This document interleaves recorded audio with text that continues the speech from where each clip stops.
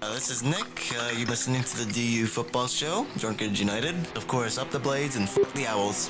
The Owls could at least fucking score and don't give up. I mean, they're in 19th place in the championship, so not like, but they're not 20th. That's right. They also don't have a record-setting fucking horrible defense. Didn't the Blades score? Oh, that's right, VAR, wasn't it? Yeah. That sucks. For once, VAR got us right. It wouldn't surprise you to hear West Ham didn't score. Big shocker. Let's start the show. Born in the land of Bowie, Maryland. Bred to be a fan of fucking Everton. Punch you in the eye and drink your rye. Sam Houston. Sam Houston? Arsenal fans have another Sam.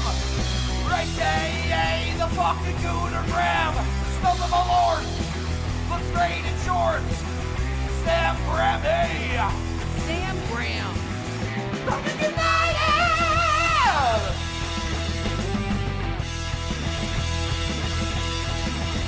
Fucking United!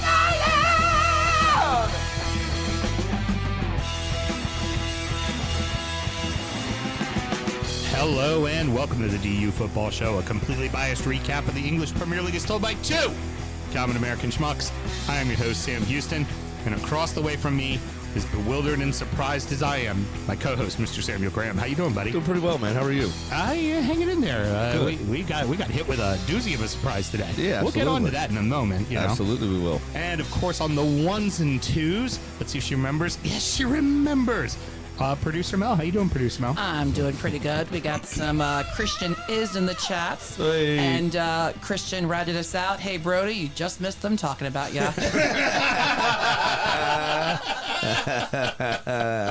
Take that, you prick. We're recording at the DU Public House just outside the nation's capital. You can check us out wherever you get podcasts. And of course, streaming live every single Monday night. Podcast?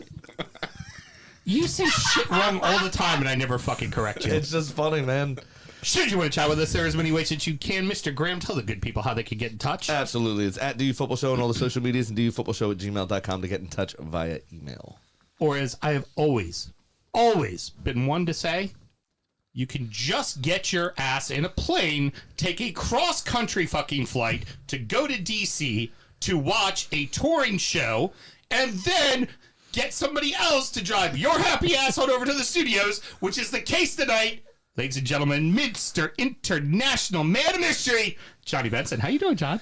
I'm doing good. It's good to be here. Yeah. It's good to have you. Yes, we were completely blindsided. I can't give her too much shit about the mute button because she fucking produced a guest. Oh, yeah. From across the fucking country. Yeah. So, I mean, and both our friend, obviously, Nicole, and he were both comfortable getting in a car with a stranger. yeah.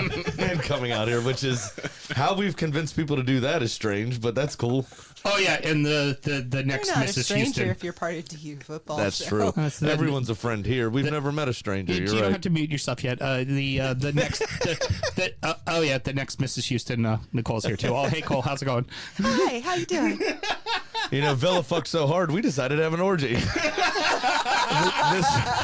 This might be the first time we've had 5 people in the same room. Mm-hmm. I think that wasn't rotated like the whiskey show. Obviously, everybody rotates in and out. But have we ever done 5? Sam and myself both work in the wine and spirit industry, both have a deep, passionate love for all things distilled spirits. So is the red-blooded Americans we are. We vow to have a drink in our hand throughout this show and every single show. Whiskey Advocates list continues its run.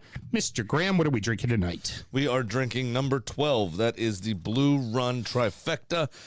Comes in at 58.55% by volume. And quick math is 116, 117.1.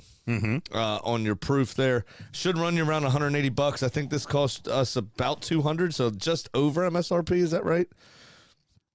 Roughly? Yeah, that sounds about right. Because this is one that you picked up. At the helm for Blue... Oh, I'm sorry. Julia Higgins from the Whiskey Advocate brings you your blurb this week. They rated it a 94, by the way. At the helm for Blue Run Spirits Whiskey are whiskey director Shaylin Gammon and liquid advisor Jim Rutledge, formerly of Four Roses. Four Roses, and also does Cream of Kentucky as well. Yep. Who demonstrate their mastery with this blend of 3 Kentucky bourbons aged 6, 8, and 9 years. Oatmeal, raisin cookie, and tropical aromas dominate the nose through dried pineapple is soon overtaken by a cinnamon spice, vanilla bean, and grape jelly. The palate is rich with flavors of chocolate and espresso, then playful notes of raspberry syrup, flourless chocolate cake. They've used that description before. If there's no flour, is it cake? Yeah, it is. I don't Steakhouses love to give those away for free all the time when they're giving away desserts to people. It's always the flourless chocolate cake. It's always is. Huh. All right. More Anybody fruit wanna and a correct good me? deal of I'm not heat wrong. make for a tantalizing finish. This is honestly the first time I've ever had liquid to lips with anything that Blue Run makes. Same. Been around now for about 2 years, I want to say. Something like that, yeah. Great looking package. The butterfly can be like different colors on the bottle, and they have ones that are different wood finish and all that kind of stuff. This feels like a fancier barrel to me. Like, Yeah. those are 3 really good bourbons, and it drinks really well. I'm not overly blown away by it. I mean, So- it's good bourbon. It's better good. with the cube. The cube's definitely opened up the flavor profile. Big time. We said just before coming on that I thought it was a bit flat and neat. To be honest, I can get a ton of flavor off of it. If I just had it neat and read that description, I'd be like, "Fuck you, bro. Yeah. What are you tasting?" I've got a decent enough palate, and I had none of that. Right. But that cube has really opened it up, and it's actually pretty good. I get a lot of chocolate up front, and I get more kind of almost cherry and raspberry over the middle, almost like a cherry-filled like a chocolate candy with that cherry in the middle. Yeah, I'll give you that. Over the mid palate, I don't get a lot of, I don't get a lot of some of the other things that they said. Those 2 flavors for me are the more predominant ones. And it does finish with a little bit of spice, a little bit of allspice. It's pretty good. I don't know that I'd pay $200 for it again, but it's a pretty good whiskey. For me, it was Larry gave me friend price, so it was more like a Nice. $1.50. Sweet. Good. It was for me. My problem with overproof bourbons, and something that I like so much about my brand in the bucket a quarter that was number 5 last year. These overproof bourbons tend to be a little grippy on the back of the thread. Yeah. And the heat really kind of takes away from overall palate perception, right? And you think about people who do that very well, and there'll be yet another Turkey Masters Keep on this list. A shocker, they make really fucking good shit. What was that single barrel Bull Run that I brought, the port finished 15-year-old bourbon that Justin had? Yeah. It was excellent. They balanced the heat in it very, very well, despite it being 127 proof or whatever it was. Because you're right. If you don't, people that just, sit and drink won't know to let it rest on your tongue for a second. Give it the momentary burn off of the alcohol in your mouth to be able to allow those flavors to develop on your palate. They'll just drink it down and go, "This is hot, I don't like it." So, it's been a good minute since the last time I took a sip, and I have that almost heartburn-like esophagus heat going on in the throat. And for me, that's not a desired effect of when you drink something overproofed. It should stay with you, but it shouldn't stay with you like that. Right. So for me, it does not inspire me to grab another bottle of Blue Run and off the I shelf. don't think it should be as high as number 12. Yeah, there's a few we've I think had this is already one that that I a bit think is overblown. better. When we finish the list, we always kind of rearrange it into what we would do, and I think this is a bit overshot at number 12. Fuck that Ezra Books at 20, which was a $25 bottle, was in my delightful, opinion, and better I than think this, yeah. for flavor profile, better than this. Fair. It's this will be. I'll try another Blue Run when somebody has it open and they're pouring it, or I'm at a guild meeting and they're there to pour and try. That's when I'll have it again. But it's not going to be that being anything said, it's actively. not bad bourbon by any means. But when you take into account value, flavor profile, heat, all of these various components don't add up to a winning thing for me. And again, remember, we say this all the time when we're talking about this list. It's the top 20 list. It's top 20 for a fucking reason. They are good. Our job is to find out which dish didn't get enough salt, like on Top Chef, right? Like, the job is to be a little picky. And for me, it's fine. It's fine. Yeah. it doesn't blow my skirt up. I fucking they don't make it anymore, but the old American Prairie bourbon that High West used to do, I think was better. Right. And it was $40 on the shelf. I hear you. Like, big difference. So, Yep. Kids, want to get your all's opinions. John, what you think? I'm with you on this one. It's good, but it's not Great. great. Yeah. Cole? I agree with you about that heat lingering. Yeah. Like, if they had balanced that a little better, this would probably be in my top 5. Right. Because on the front end, it tastes so much like one of those chocolate-covered cherry candies, you know?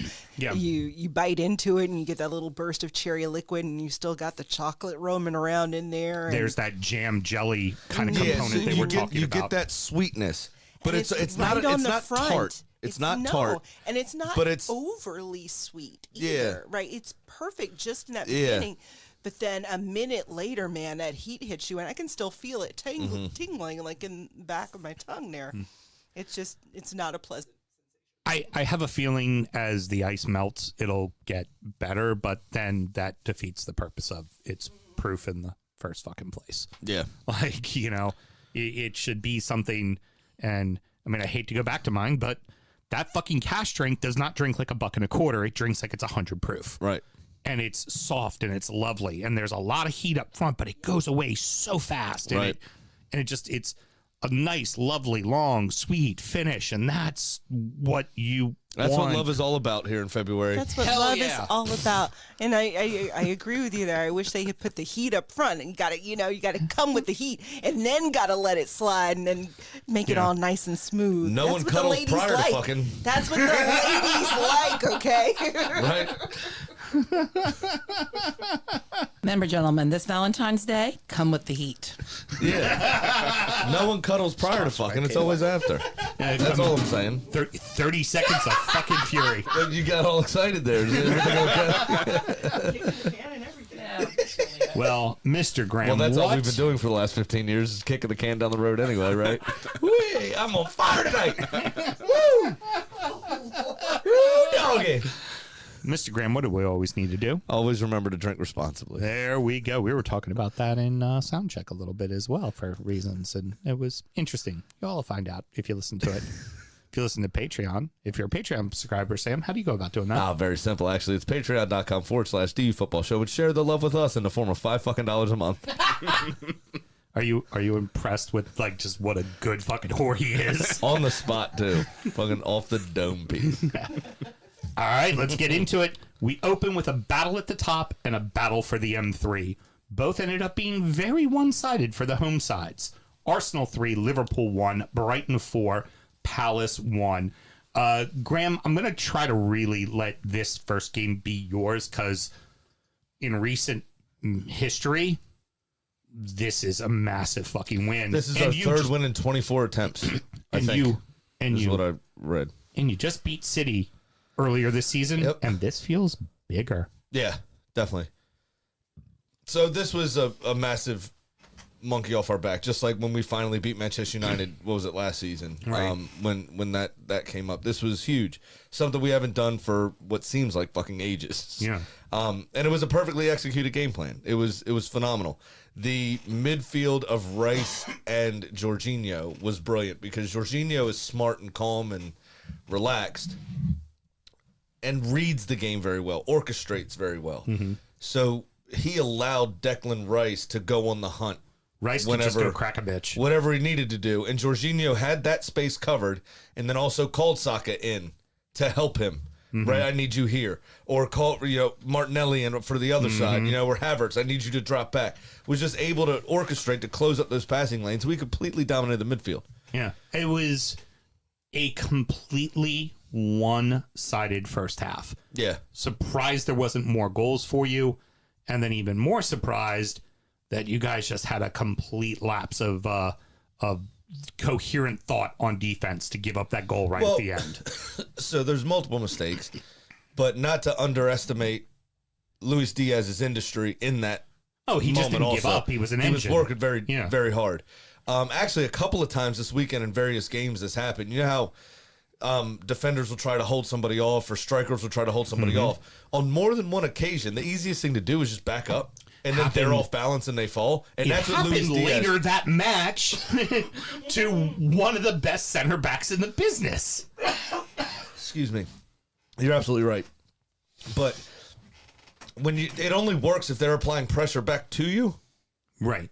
Because if the ass end falls out of you, just fall over. Right. And that's basically what Diaz did. He took a step back before he took a step over, and Saliba became off balance.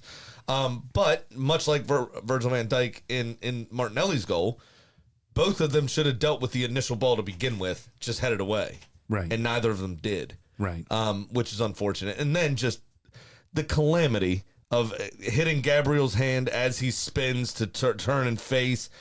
It goes in in our own net, obviously. It's just absolutely fucking weird shit. And at the time of the game, it's a gut punch, and you go, "Oh fuck," because that puts the wind in their sails. Yeah, that put the wind in their sails, and then you just, as a supporter, having seen this play out over like 2-0 at Anfield last year, we were up, ended up drawing 2-2 because we had a psychotic 8-minute stretch. Yeah. Well, and they came out in the second half firing, which you knew they would. You knew Klopp was going to go. Absolutely, well, especially for real, boys. Come on, let's fucking start playing football. The manner in which it happened, absolutely, but it was a comprehensive performance. We didn't let it get us down. We stayed together. We stayed focused, stayed organized. We weathered that 10-minute storm, and then we took it right back to them and controlled it again. Yeah, yeah. You know, it was a great fucking game. Martinelli was super aware, obviously pushing, little nudge into Van Dijk to get him off balance to put him into kind of Alisson's path. Alisson was unable to clear that ball. And then it just fell to his feet. He was able to tuck home, and then Trossard with a brilliant piece of single person industry to round. I think it was Robertson. Nope, sorry, he's on the right side. Would have been Gomez at the time. Yeah, it was Alexander-Arnold was already off. And he was looking up the whole time to cut the ball back to somebody. Nobody was there. Yeah. And just decided to have a go himself. Just hit it as hard as he could. It took a deflection off Van Dijk, but Alisson still should have done better, seeing as it nutmegged him. A couple of points here. You had already hinted at it a little bit. Jorginho was fucking brilliant. It was fantastic. He was the man of the match. He deserved man of the match. Absolutely deserved it. Now, do you feel like, Jorginho is not the answer every game?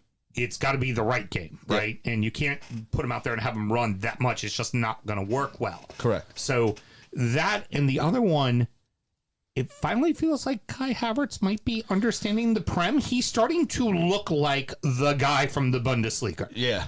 This kind of havoc-raising, not a striker, just behind the striker, but not really a 9, not really a 10, but this just kind of weird hybrid thing. He got Konate sent off, essentially. Yeah. The wrestling back and forth. I mean, honestly, if I was a neutral, I'd be okay with a no call in that situation. They were both grabbing at each other.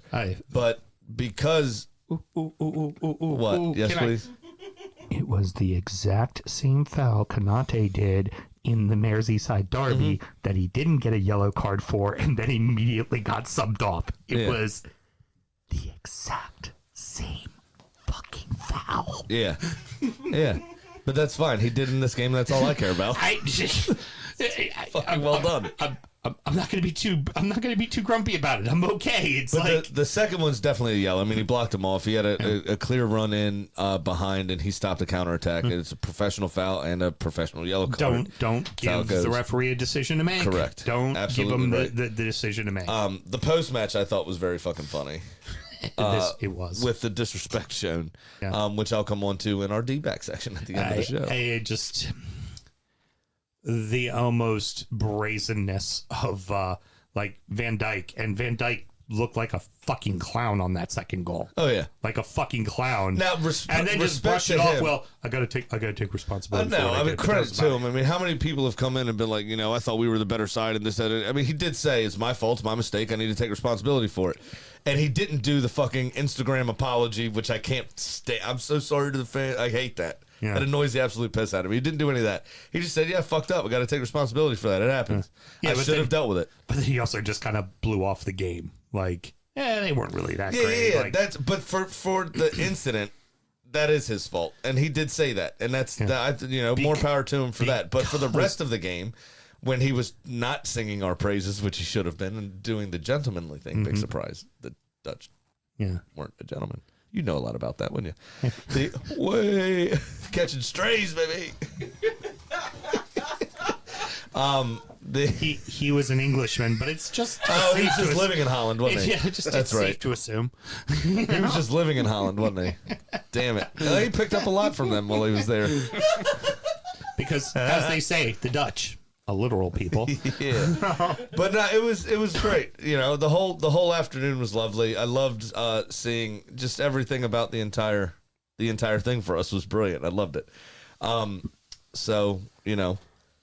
Oh wait, Liverpool finally got their first shot on target. Yeah. And only shot on target. The thing that, for me, this match was no different than Villa beating City. It was an utter and complete domination. Yeah, and the only reason why they got a goal was because you all fucked up. Not because they did anything to deserve create. Yeah. They didn't have a shot until damn near close to the end of the game because they were never given the fucking chance to. Exactly. So, like, for me, Klopp should have done the exact same thing Pep did after being interviewed after the Villa game, which was just like, they were just better than us. They were perfect. Yeah. They were perfect. What am I supposed to do? They played perfect. He said one time they were an amazing opponent. One time in the whole thing. And he just basically talked about how they missed. He was asked if they missed Mo Salah and whoever else they're missing, Endo and he was whatever. like, well, we always miss them. Whenever they're gone. I mean, you know how good they are. That's why you're asking me the question. We miss them all the time. And whatever, man. Here's something that I want to bring up as an observation for that match. Surprisingly uncharacteristic for Liverpool. They essentially had a full-blown meltdown by the end of that game. Yeah. They were yelling at each other. There was a awesome. send-off.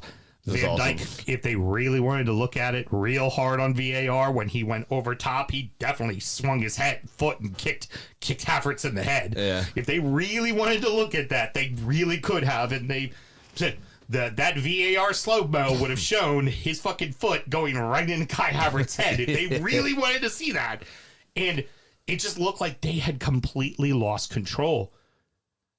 I don't remember a time under Klopp where that team has ever done that. No, well, you're welcome. Ever. Like, it was... Glad we could provide Evertonians with such a welcome piece of Liverpool history. All the credit goes to you guys. It was a fucking brilliantly done game. And well, now here's the thing. It's now a 3-team race. Yep. And not for nothing, you drew Liverpool in their building, you beat them in yours, you beat City in your building. Mm-hmm. They still got to play each other, right? We still have to play City again. Right. Arguably, it's at the Etihad, but they both still have to play Tottenham. You have to play Tottenham. Liverpool has to go to Villa, which is not an easy task, right? Now, City gets Villa in their building, which should be better for them, but like, you've put yourself in a damn good spot. You really have. Now it's just like, don't fuck off against West Ham. Honestly. Right, no shit. Don't fuck off against Fulham. Like, don't fuck off against teams you should fucking beat. And that's exactly the difference, right? Liverpool are always going to try to go at you, which they did, which means they leave some spaces exposed, which we exploited. Mm-hmm. The difference between us and City currently, right this second, and we'll come on to them, obviously, at the end of the show, because they played today. Right. They were able to break down that low block when... You haven't been able to. When Brentford played it. When West Ham and Fulham did it, we could not break down that low block. You could not break it down at all. That right now is what's going to separate us. If we can't get over the line, we have to figure out how to overcome that 9 behind, 9 at the edge of the 18 that we haven't been able to figure out yet in the last 2 years. Right. And that's going to be our key. If we can figure that out, we can go on a run similar to City's. Nobody will be able to stop us. Also, not for nothing, as we're talking about Liverpool's schedule, I know we're at the bottom of the table and they're at the top of the table. They got to come to Goodison for the next derby. Mm-hmm. They could lose the league again at Goodison Park? I would fucking love that. I would love that. Well, if they don't win the league, it started at the Emirates. Heard, but we're going to take credit for it. That's how it's going to work out. Yeah, no, because y'all are glory whores. What a walk in the park. They have to take what they can, okay? It's been a hard year. What a walk in the park for the Seagulls. In my way downtown, walking fast. I'm a seagull. Go fuck yourself. It was utter complete dominance. This It game. was embarrassing. It was bad. How They kept cutting to Roy on the side. I felt so bad for it. It was like watching your grandfather be priced out by a younger man. Or a goddamn immigrant. I felt so bad for him. I felt so bad for him. He looked, for the first time to me, he looked old.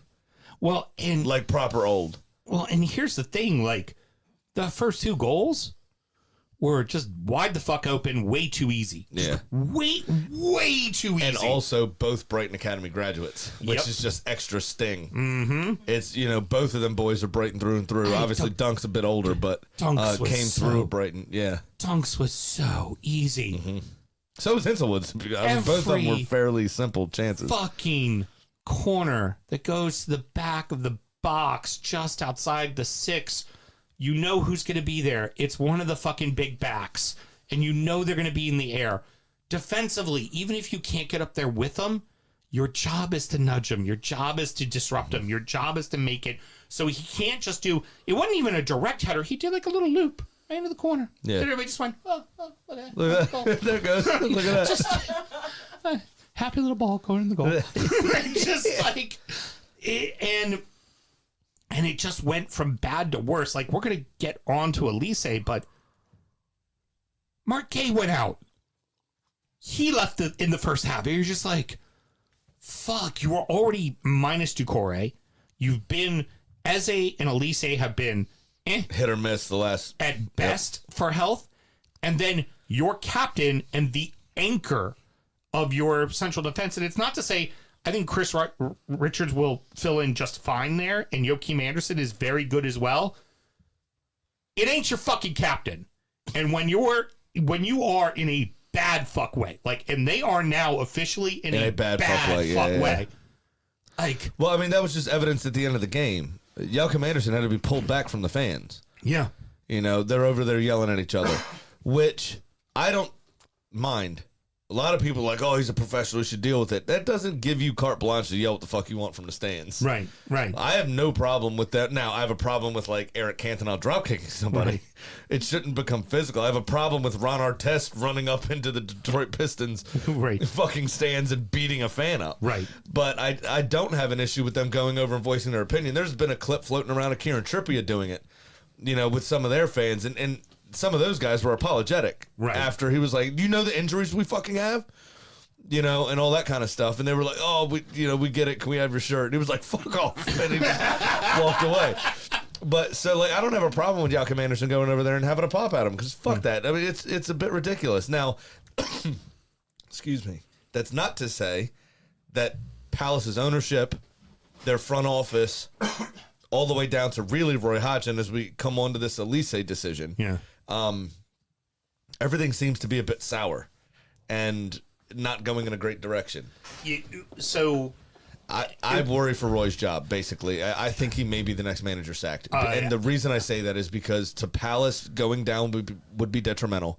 You feel like they're going to lose Elise and Eze in the summer. Oh, absolutely they do. They're going to lose. They're going to lose Gay. They're going to lose Anderson. They're going to lose a lot of people. And replacing that entire squad is not going to go well in the championship, I don't think. I'd imagine they lose Mitchell as well. They're probably going to need to replace him to get a little bit of a new manager bump and try to solidify their place in the Premier League. And I think that might cause them to pull the trigger. So at halftime, they bring Elise on. He plays for exactly 9 minutes before he pulls up with a hamstring, which was exactly the problem to begin with. Now, we look at this and go, Roy, why are you putting him on the pitch? Why is he even on the fucking bench? Well, so why is he even on the fucking bench? I also think it's fucked up for somebody at the top, right? We've discussed this many times. You share the credit and you take the blame. Right. You could tell somebody it's a desperate decision to begin with to put him on. Right. Just coming back from injury, if he's even truly back, which 7-9 minutes, whatever it was. Well, and doesn't seem like he's actually back from injury, does he it? Picked up the knock in the midweek, and it's Right. like, just no, he's got the It But doesn't Roy even matter in if it's Derby. He's off. He's just not playing today. Roy in the post match just threw the medical. They told me he'd be fine. Just threw the medical people under the bus. Turns out Fauci was right. You know what I'm saying? Like, he was the opposite of that. Sattery. He was the opposite of that. You know what I'm saying? Owls don't give a fuck. Owls don't give a shit. They like honey badgers. Like, no, They fuck like, science. don't care. We're gonna put him on a bench. What? It just didn't make sense, man. It was so really weird to do that and to make that decision. And given those circumstances, you're not gonna come back. He can't do it on his own anyway. No. You're 3-0 down. Yeah. Away. Yeah. Brighton What- famously quite good at home. Yeah. What are you going to offer? What are is you actually going to really happen? offer? Yeah, it made no sense to risk him in that situation. And Even if he was past fit, which 7-9 minutes, again, I don't think he really was fit. no. And then to just throw them under the bus, it basically hold your hands up and go, I'm not responsible for this. Hey, why the fuck you put him on the pitch? Is somebody under pressure, under immense pressure? Yeah. Yeah. Well, definitely. It's sad. It's an old man backed into a corner that he should be on a farewell tour, and instead he's scraping to keep his job and clinging on. And it's Absolutely. sad to see because he's a quality, excellent manager. Hey, he's one of the best of all time. He definitely did, especially in And for England. what he did for English people abroad. I mean, English people have a terrible reputation, but they love him in fucking Sweden. They love him in Italy. He's coached in all of these various places and is a very well traveled and learned man. Yeah, Jose said he's our Speaks boss. 7 fucking languages. He's our boss. Yeah. He's our boss. Like, I mean, that's who he Roy's is. been around the game for ages. Obviously, he's ancient, but it's this deserves to be a goodbye, not a get the fuck out, and it's turning very quickly into a get the fuck out. So, a final thought. Palace, to me, starting to look a lot like fucking Leicester of last year. Mm-hmm. A lot. An awful lot like Leicester of last year.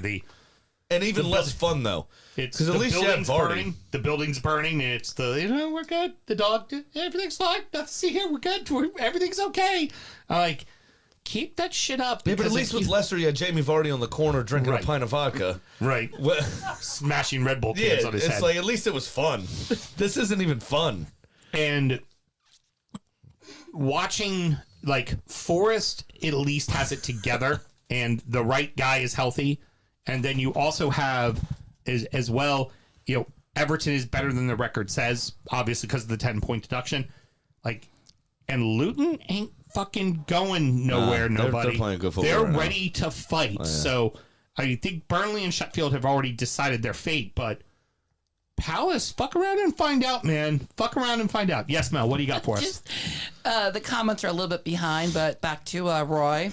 Brian, Greg Sideburns, don't fuck with Uncle Roy. No, we don't want to, but it's not going well. Infamous Shore Billy. This is my favorite. This is what made us giggle. Roy is so old. How old is he? He remembers playing with an inflated sheep's bladder. That's pretty good. Pretty fucking brilliant. Yeah, Sam, for you, is this starting to feel like Leicester of last year? with Yeah. them? No, I Like, completely agree with that. You're absolutely right. But But it's more sad. It's more in a stark way. Like I said, at least Leicester were fun, and they had somewhat charismatic Brendan Rodgers. I mean, he's not exactly a stand-up comedian, but he's got at least a little personality. Right. We're watching our grandfather fucking suck at his job, Yeah. and then the players don't seem to care. Like this hurts. Yeah. And I don't even like Palace. I don't like Brad either. Just want to slip that in there. What about Jan? Meh. It's exactly what Jan deserves.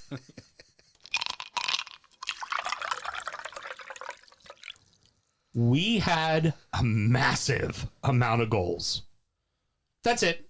Here we go. Let's talk about matches. Newcastle 4, Luton 4, Aston Villa 5, Sheffield 0, Wolverhampton 4, Chelsea 2. Mr. Graham, 45 total goals over a Premier League fixture weekend, the most in the history of the Premier League, which has been around since the 90s. I do not believe it is the most in the league's history, though. Probably not, because back in the 20s, people used to win 9-0 frequently. Yeah. So sometimes like standard sponsored stuff will do like special charity weekends where they're sponsored by something else. Right. This is like the Barclays took a week off, and this weekend was sponsored by Oprah. You get a goal. You get a goal. You get a goal. Because of those 45, there were only 4 multiple goal scorers. Mm-hmm. Right? One of them in this game, obviously, generic white man from the North, Sean Longstaff, who's giving Scott McTominay, other generic white man from the North, a run from his for his money with 2 goals in this game. You had, obviously, the Cunha hat trick. You had today's Phil Foden hat trick. And then Garnacho had 2 in the Manchester United game. So that leaves 35 other goal scorers because I don't think anyone else Richie doubled. with a brace. Oh, you're right. Richie did have a brace. So that takes it down to 33. So 5 people had multi-goal games and then 33 different goal scorers across the league for the rest of them. Insanity. It's fucking brilliant. Absolutely insanity. And It was absolutely awesome. I want to talk about insanity. Newcastle Luton was fucking That was crazy. wild. What a fucking great game. For the neutral, this was excellent. It had everything. Both teams came back from 2-goal deficits. Yeah. It was awesome.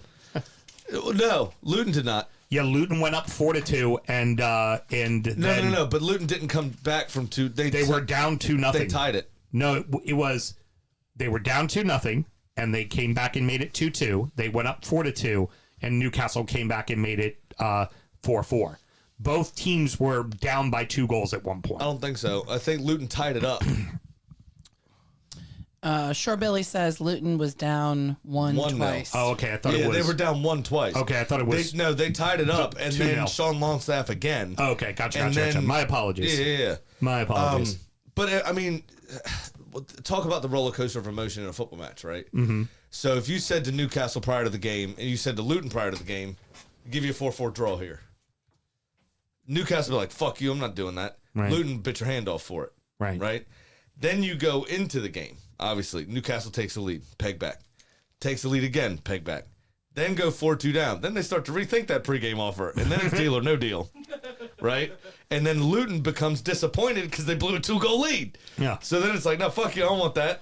Well, and especially I want to keep how we're going. And especially it's just, what a wild ride. Going into the game, you knew Everton got a draw at the death to then make them be out of the relegation zone. Mm-hmm. Then you get the draw, you go up where you're over top of Forest now and sitting in 16th place, Right. only to find yourself fall back to exactly where you were at the start of the weekend. Exactly. You're just like, fuck. It's wild. But it was such a fun game. But the resilience from Newcastle, the belief that they showed to get back into it, because going 4-2 behind in the manner in which they did, giving up a penalty and all that kind of stuff. It was a VAR penalty, too, I believe. It was a VAR penalty. The contact began outside the box, but continued into the box. So they almost gave that's why they call it. They almost gave like a basketball-esque continuation, if you will, and awarded the penalty as a result of it. And it would be very easy to just fall within yourselves, let your shoulders drop, and go, "Oh fuck!" Right. But Kieran Trippier got it started, didn't let them do that. That he got a very good goal with his off foot, by the way. Mm-hmm. It was a fantastic finish to get that third, and really start that comeback. Well, and then, of course, part of that comeback is somebody making their comeback onto the team is Harvey Barnes back from injury. What a great goal that was as well. I mean, and that was the other thing about this. All 4 goals were all 8 goals rather were brilliant, including the penalty. Right. Because somehow the referee was not ready for the penalty to be taken, and they had to retake the pen. And Dubravka was like, "There's no way he's going to do the exact same thing." He did do the exact same thing, and it was worse than the first time, and he still put it away. Yeah, exactly. Yes. Sure Billy says he's watching on Twitch. An amazing match, and he's happy as fuck with a point. Yeah, you know? Yeah, but if I offered him that before the game, he'd have been like, "Nah, Right. I fancy our chances here, especially at home." You know what I mean? We're at home against Luton. We're going to get them. Exactly, but that's the ebb and flow of a football match. That's what happens, but Newcastle getting healthy at the right time. What they need to do is refocus and figure out how to become solid again. Right. Because this season's defense has been shite comparatively. Well, to what they were season. last season. Right. Yeah, last season they were But just they've a got fortress. the same fucking players. Right. The only difference is Nick Pope's been out for 2.5 months. Also, Botman was out for a lot of the season as Fair. well, so they just got him back, and that is a massive part of that. They need to side. figure that out. I mean, Botman played in this game. This is the most Newcastle's given up. Well, he also just came back too. Well, but I'm not going to use the Elise excuse here, but and sure Billy can correct me if I'm wrong. A lot of what I've been seeing from the Newcastle groups that I'm in, as a fraud, where I just sneak into the groups and be like, yeah, well, Alan let me into the Baltimore one because it's me. He's my brother from another. But there's been a lot of comments about, Dan Byrne, just getting worked on his side, playing outside back. And, Because he's 9 feet tall. Well, yeah, yes. He can't exactly turn on a dime. Yeah, and that has hurt them a ton in matches, particularly with faster players. An aggressive player or a physical player, he's able to manage because he's, again, 9 feet tall. But speedier players have been making him pay. Mel? He disagrees with you. He says against Luton, he would have taken the point because Luton knows Newcastle like Newcastle knows Villa. Oh!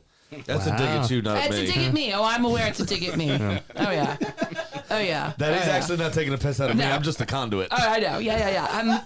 And that's why He fucking knows I'm right. Oh, yeah. I know. I'm just... It's just he saw his chance and he tried to take it. Yep. Sorry, I'm not giving you my phone number. Yep. I mean, it's not... But well done for shooting your shot.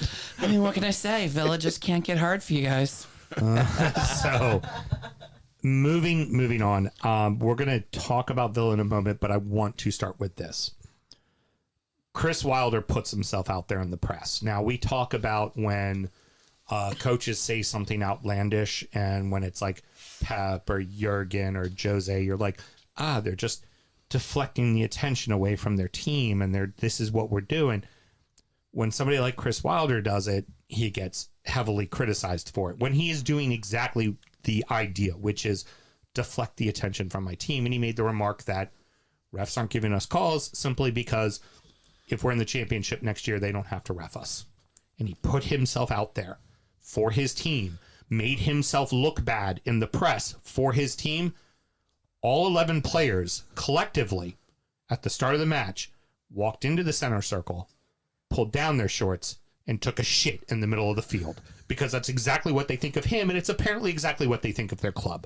That was fucking pathetic. It was from one Sheffield. of the worst displays from a football club I've ever seen in my life. But what I will say also, those referees do jump between divisions to referee games. So they do. will. Absolutely. But again, the only reason why he's doing that, it's the deflection. Oh, yeah. It is. He has put his neck on the line because Jose gets called colorful for doing that. Like, to quote Bull Durham, you could have fungus on your shower shoes in the pros, and as long as you win 20 games, they'll call you colorful. Down here in the minors, you're fucking sloppy. Like, that's, like... They call you something else at Millwall. Yeah. But he puts his neck on the line for the team, knowing they are in such a bad way. And they But he doesn't do it in a fun way. That's the problem. Jurgen blames the wind. That's fun. Yeah. Right? That's fun. Yeah. That's hysterical. Because it gives us idiots something to fucking talk about. Jurgen definitely didn't in a Chris Wilder, you post-presser. can't just walk out and tell the truth. Like, that's not fun. That's why you get in trouble all the time. Did you hear about, he went to see them at halftime and the linesman was trying to wolf down a sandwich. I'm mad I didn't find out about it before we recorded on Thursday.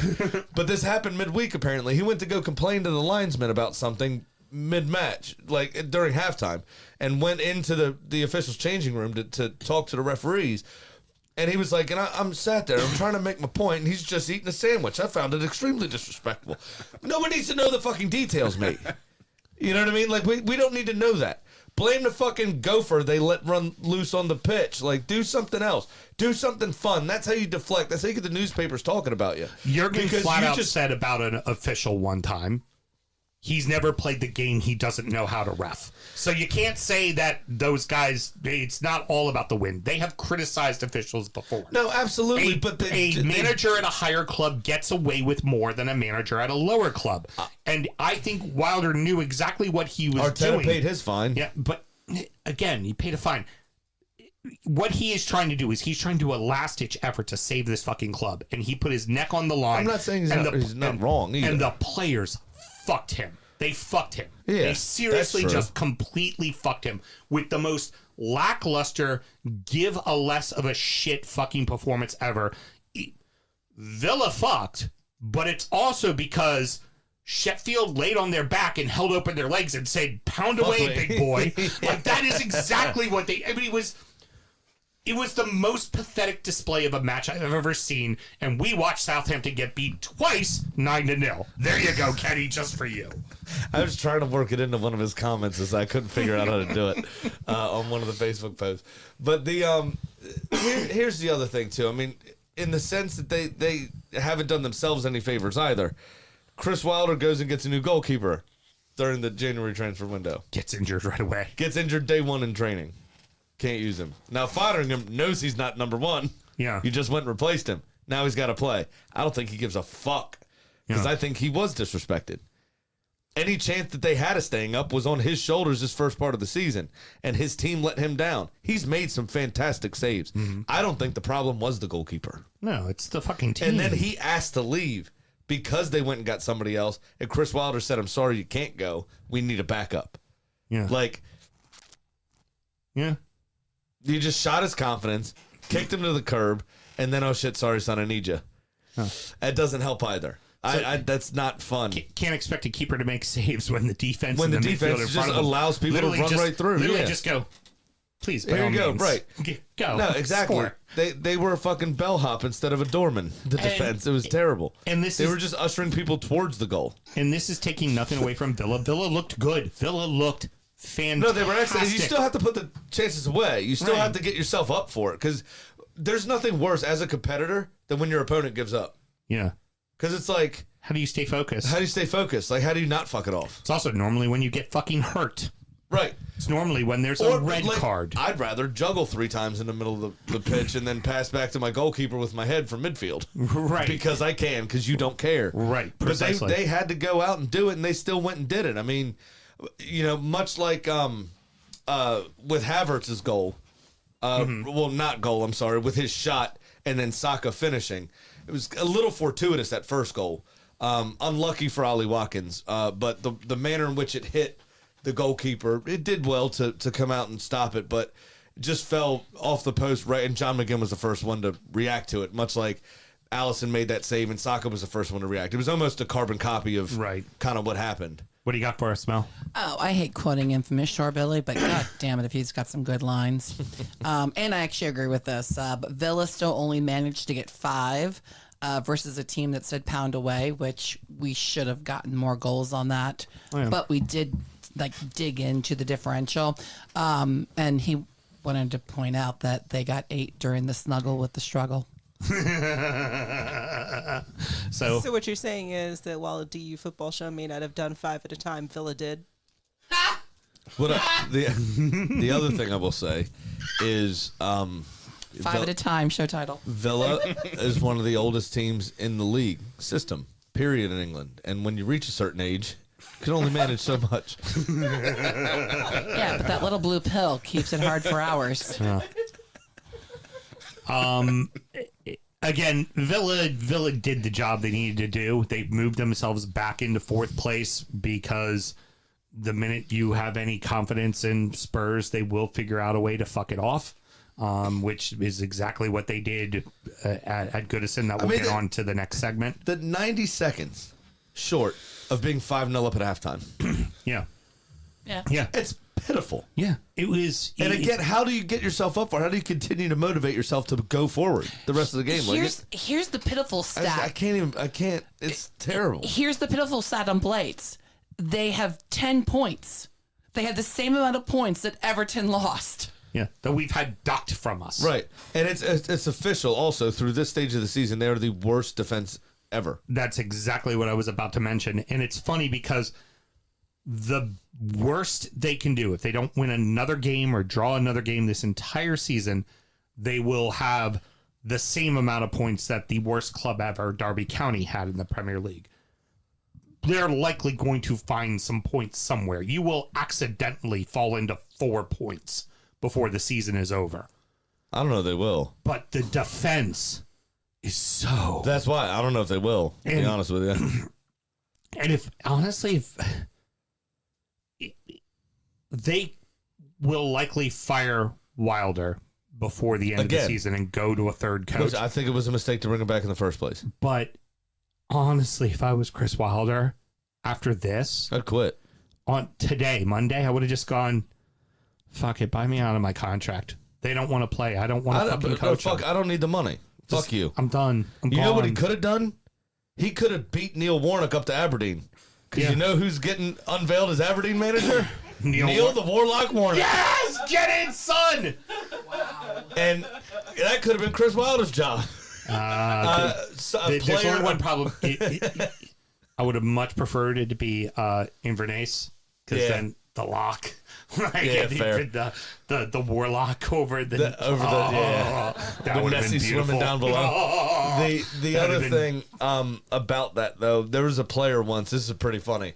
There was a player once that said Aberdeen is the only place in the world where the seagulls don't land. Because it's so cold that if they did, they'd never be able to get off the ground again. They'd just freeze.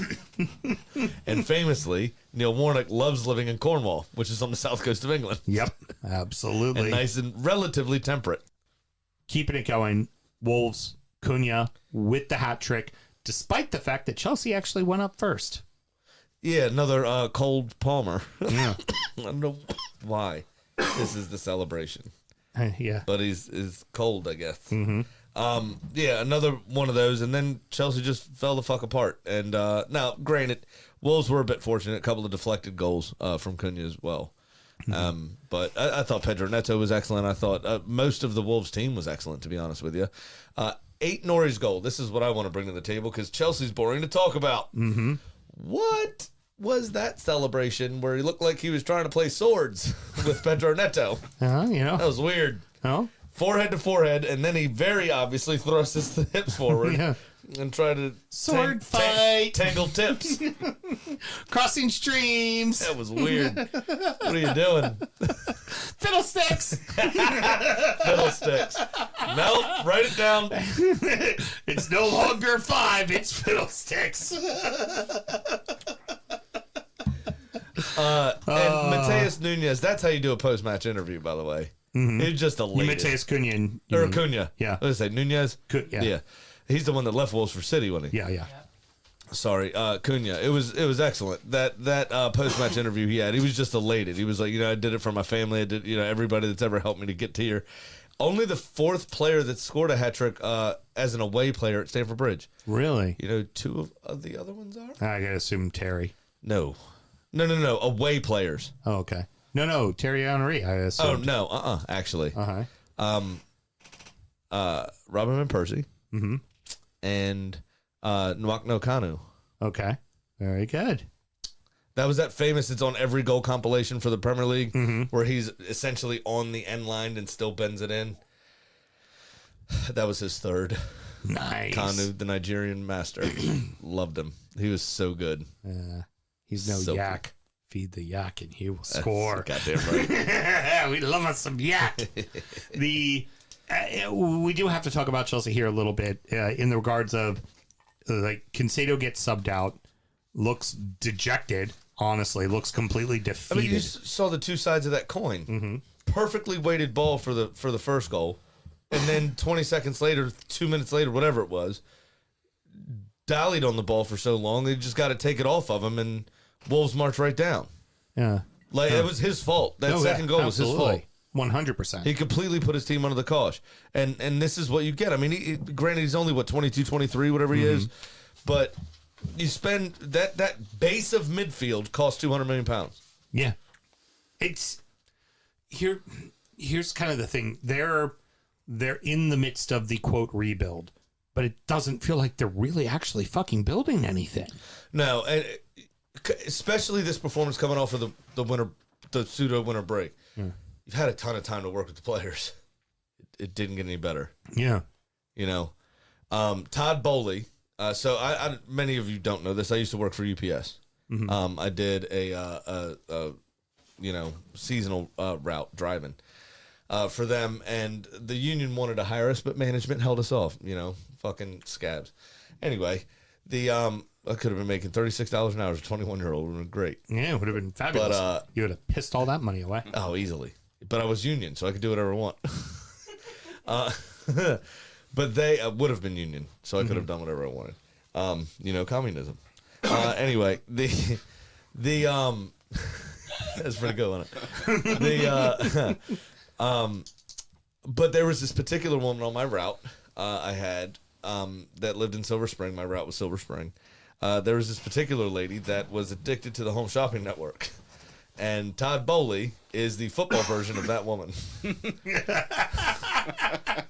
7-8 packages a day. Yep. Players. Yep. Way overpriced. Ultimately, it's just shit. Yeah. Yeah. It It's really just is. buying shit. And for Chelsea, particularly at this point, like that's the team directly around you in the table. Mm-hmm. They walked into your building. I told you go fuck yourself. And they kicked your ass, man. They smacked you in the face. I mean, if it wasn't for fucking Sheffield being so miserable and such a pathetic performance, this would be the team we're talking about. I just completely folded. What's amazing to me is, yes, they're young, and all these players they bought are, we're still trying to gel, still trying to all that bullshit. They have 39-year-old, very decorated, very respected, commanding Thiago Silva there. And he can't even fucking figure it out. Yeah. These kids would have had his poster on their wall. Mm-hmm. And they don't even respect the people they're around enough to fucking stop Mateus Cunha from scoring. And now the rumblings are? Didn't bring to the game not just the basics of football, I believe the basics of life. You know what sucks for some clubs? Mm-hmm. Is what's good for us isn't necessarily good for your club. Put it straight, my maidens. Sign them up. Like we say in Portugal, bread is bread and cheese is cheese. And this is fucking brilliant.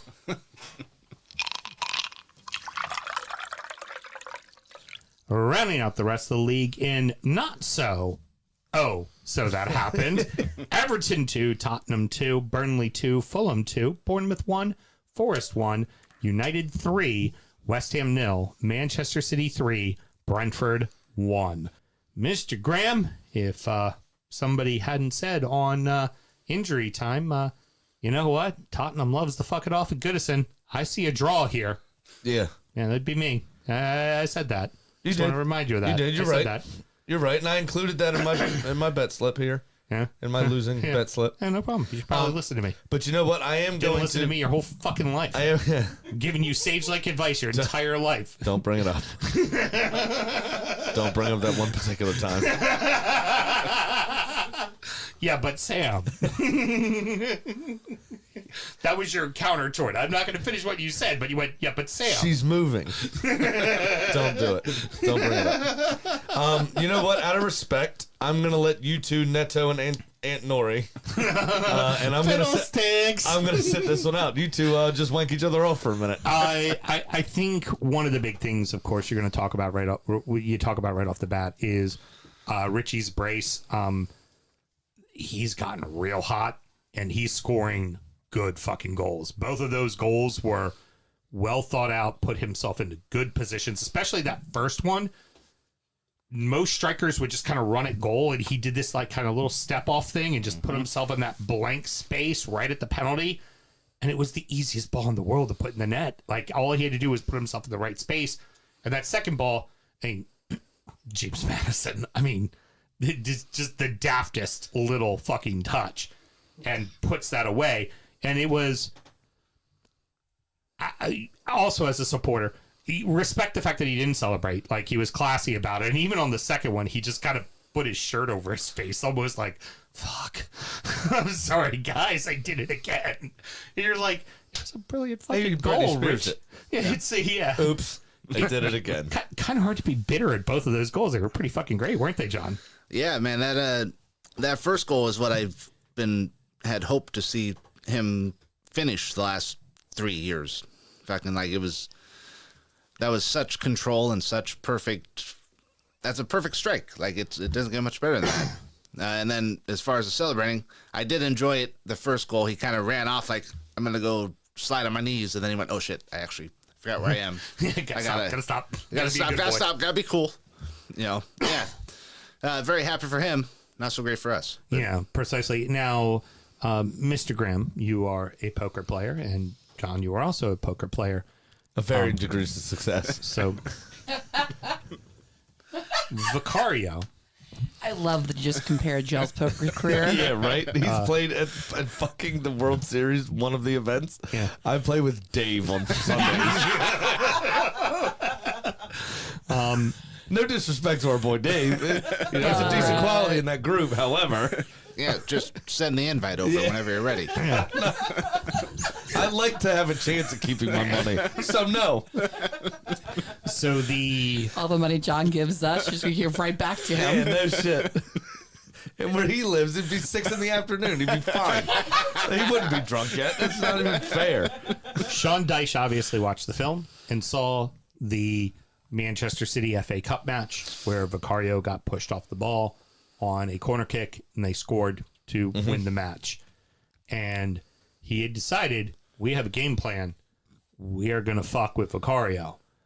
And then what I was getting to, the thought process of a poker player, what Vicario did that entire game is what poker players like to call a fucking tell. That was the biggest tell. Like, okay, just get in his fucking way. He does not want to fuck around with it. He wants zero part of you fucking with his personal space at all. Yeah. And it worked. Well, he's been very... he started to take to the shithousery a little bit. Because on Thursday, which I didn't hear about till after we recorded, of course, which is annoying, the bust up at the end of the game between Brentford and Tottenham, where Ivan Toney was having a go at Vicario. Vicario looked at him and said, as they're kind of walking off the field, bet you didn't bet on that result, did you? When they won 3-2, I think it was. Oh, shit. So, like, if you're going to fucking dish it out, though, take it. Don't be a bitch. Don't be a fucking bitch. And he... Be able to take the shit. The amount of abuse I get in these comments is absolutely ridiculous. You don't see me sitting here complaining. Every single team in the Premier League, take note, put 2 people around him on every single corner. And in the second half, he started to get some. But the reason why he was getting some is because Everton started to change their formations and pull people because they knew they were in his fucking dome. Oh, yeah. They knew it, man. They knew they were running around up there fucking rent free. And it would have been nice to see Dom get credited with the goal, but Dom headed it off of Jack Harrison. Yeah. So Dom doesn't get the goal, but you kind of feel like that might have broken the duck for him in a way. You feel like he got himself there. Like he was right at the finish line with it. It goes in if Harrison's not there. So it's, as far as he's concerned, it's very similar actually to Sinistera and at Bournemouth. Yeah. With Kluivert. Yeah, the ball was going over the line and Kluivert in. just knocked it in. It just knocked it, just finished the job. I mean, when Kluivert touched it, it was halfway over the line. Yeah. But, yeah, same kind of thing. And Kluivert even apologized for it. Yeah. But, you're absolutely right. I think Dom will take a lot of confidence from that. It came in him quick. He had to adjust his body and get the header down. But, I mean, it really, honestly, is one of the simplest of headers he'll ever score. He was 2 feet out, maybe. But again, we've been talking about him being cold lately. That's exactly what you fucking need. You can score with your fucking nutsack backwards. And as long as you're a striker and put the ball in the back of the net, it breeds confidence. I've been saying for the last couple of weeks he was going to score with his dick. Like, that's how he was going to finally break the duck, was by scoring with his dick. More likely than with his feet. Yeah. He should have played Fiddlesticks. His dick would have been prepared. Breaking the duck by scoring with his dick. Yeah. I heard that correctly? Yeah, you heard that Cool. correctly. That can't be a show title, though, unfortunately, but Fiddlesticks can be, and everybody will know what that means. You know what breaking a deck with your duck is? What? It could be a meme. Taylor Christian. Taylor Christian, just go get him. See what Houston's doing with some poultry this weekend. I didn't see the picture, but waterfowls. I was gonna say I haven't seen the picture, but I've already fuck off. I was gonna say I know we've already gotten Piper Perry'd. Like I haven't seen the photo directly, but I know Piper Perry has happened. We didn't even say. Oh, I did say that. Yeah, you could have sensed that Piper Perry was going to happen. Shit. And then of course, the second half really got kind of ugly. Honestly, it got a little sloppy, a little chippy. I'm amazed that they decided to give Ben White a yellow card for stalling in your match because the PGMOL has decided to ditch that rule now. Because anybody who takes their time on anything else, most of the time, yeah, right. It was like the contact in the box. If you initiate the foul, looking for a foul, they were giving out a yellow card. They did that for about the first 5 matches of the year, and then they stop. or if you surround the ref, you're getting a yellow card. They did that for about the first 5 matches of the year, and then they stopped. Same thing has happened with this fucking delay of game bullshit. And it was like, for Spurs, why aren't you going for the win? You are the better team right now. Everton's causing you problems. They're making it ugly, which is exactly what I expected Everton to do. But like, why aren't you going for the win? And then the subs that Ange ends up making are all defensive, getting all the attacking players off the pitch. Like, you're trying to survive the 1-goal lead. He put that John Lennon looking dude on. Yeah. Brian. Yep. I don't know his last name. He wears Brian on the back of his shirt. I think it's like Brian Hill. He's like the most generic name ever. You go, no, I'm Brazilian. I'm Brian. Like, Brian Hill. No, Brian. A B with a Y. Brian with a Y. Make a wrestling reference. He runs out of the field and goes, RVT. He starts pointing at himself. It's just fucking ridiculous. I mean, just put him walking across a crosswalk and call it a day, because he looks like one of the Beatles. He looks like a stunt double from the movie. He's the one that actually did the drugs in the movie. Yeah. When they had the drug scenes. Right. He sat there and took the drugs, and then they filmed that, and then carted his high ass off, and then Paul McCartney was there writing the song. Like, it was, you know what I'm saying? So just for me, if this is a team that last week when they moved into 4th place, everybody was gushing over and going, are they in the title fight? Because they love Ange. They showed you exactly why they're not in the title fight. Because they love Ange. Like, That's why everybody's gushing over them. They love Ange. They came right back and showed you exactly why they're not in the fucking title discussion. Right. They're in the discussion for Champions League. I really think, and they've got guys with, and Villa's going to pip them to it. I think when they get Son back and they get Basuma back, that's big fucking pieces to that team, and they're really in about an individual performance. Van der Ven was fucking ridiculous. The amount of times he ran down players. Jack Harrison. And he did that. Jack Harrison's rapid. And he did that 4 or 5 times. Like, he had a massive game. You're absolutely right. And then to just watch it, I mean, good on us. We were putting the pressure on. We had established what we were going to do, which was fuck with Vicario. So none of us should be surprised that we bundled one over the line at the end. Like, yeah, of course we did. Of course we fucking did. Because you let us. In fact, you fucking dared us to. I like Branthwaite's. You saw what it meant to him. Yeah. It was what a just raw emotion celebration. It was brilliant. Yeah, it was loved everything about it. Fucking incredible. Yeah. Great to see him get a goal, because he's been one of the bright spots for Everton, I think, this year. Absolutely. Defense. Oh God, yeah. If anybody on the field deserved a goal, it was him. He was fucking. He played his dick off in that game. And one last thought, because we've talked about this game for an OSO match way longer than we should. Is would it surprise any of you to hear that Idrissa Gana Gueye is really fucking good at what he does, and he's really kind of important to this team? For all the people that want to shit on him all the time, it's like, that game is exactly why you have that guy. He was as effective as fucking Declan Rice was at just hoovering up counterattacks. Just hoovering up counterattacks. Any ball, if it was a millimeter off, Idrissa Gueye was onto it. And the broke up that play fucking brilliantly. The amount of tackles he had in the game. I think he had 9 fucking tackles in the game. He's just fucking everywhere. He just beat the shit out of their midfield. And it's just I'm sure you've heard it from like the different podcasts and Everton supporters. All they want to do is talk about the fuck up he had against Arsenal. Like, and how he's the worst player ever. And it's like, he's exceptional at what he does. And I love Onana and Garner, and they could be the future. I think Onana gets sold, but you need a no-nonsense, fuck-around veteran. Like, not good. Like, I'm going to hurt somebody. I'm going to win every ball. That's exactly the guy Idrissa Gueye is. It's just what he is. And you can tell they are a completely different team with that guy on the pitch. Absolutely every single time. He's completely part of the spine. Yeah.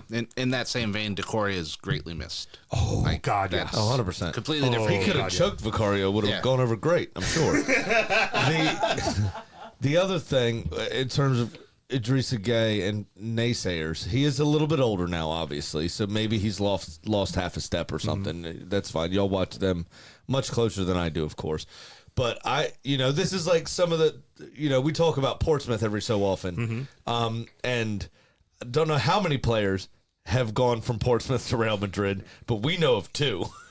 And it happened in our lifetime that we've been following fucking football. Right. I'm not sure how many times Everton has done business with PSG, especially post Qatari investment. Right. But remember, that's who bought him. There was no intermediary. Yeah, that's who bought him. That's who identified that talent and bought him. Now, ultimately, they didn't use him in the correct way. I think it was Pochettino. Actually was the manager at the time, which Chelsea should have known.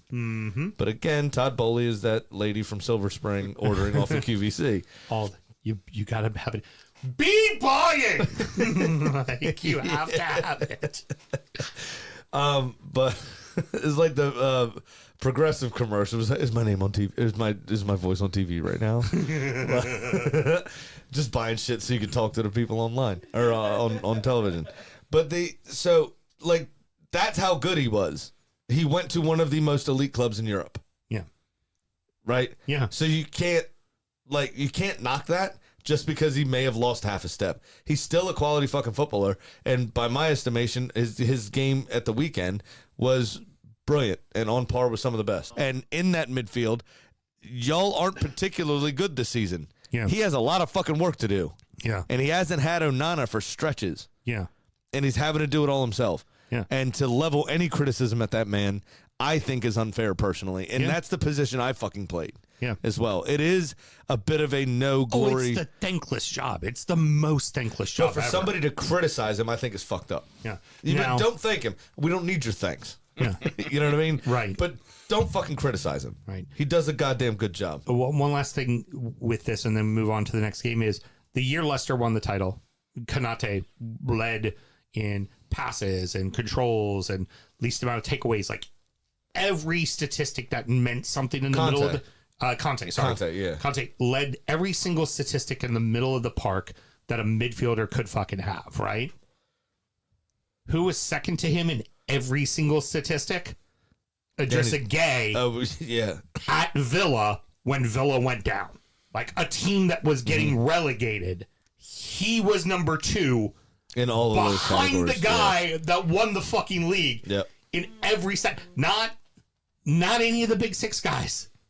He was number 2. Like, stop shitting on him. He's a hell of a fucking player. At that time, he's also been Senegal's captain forever for a fucking reason. Like, the guy might know how to play football. At that time, for us, I think that position was being filled by Granit Xhaka, and he would have been second in every statistical category, except he got sent off every other game, so he wasn't on the field for a third of the season.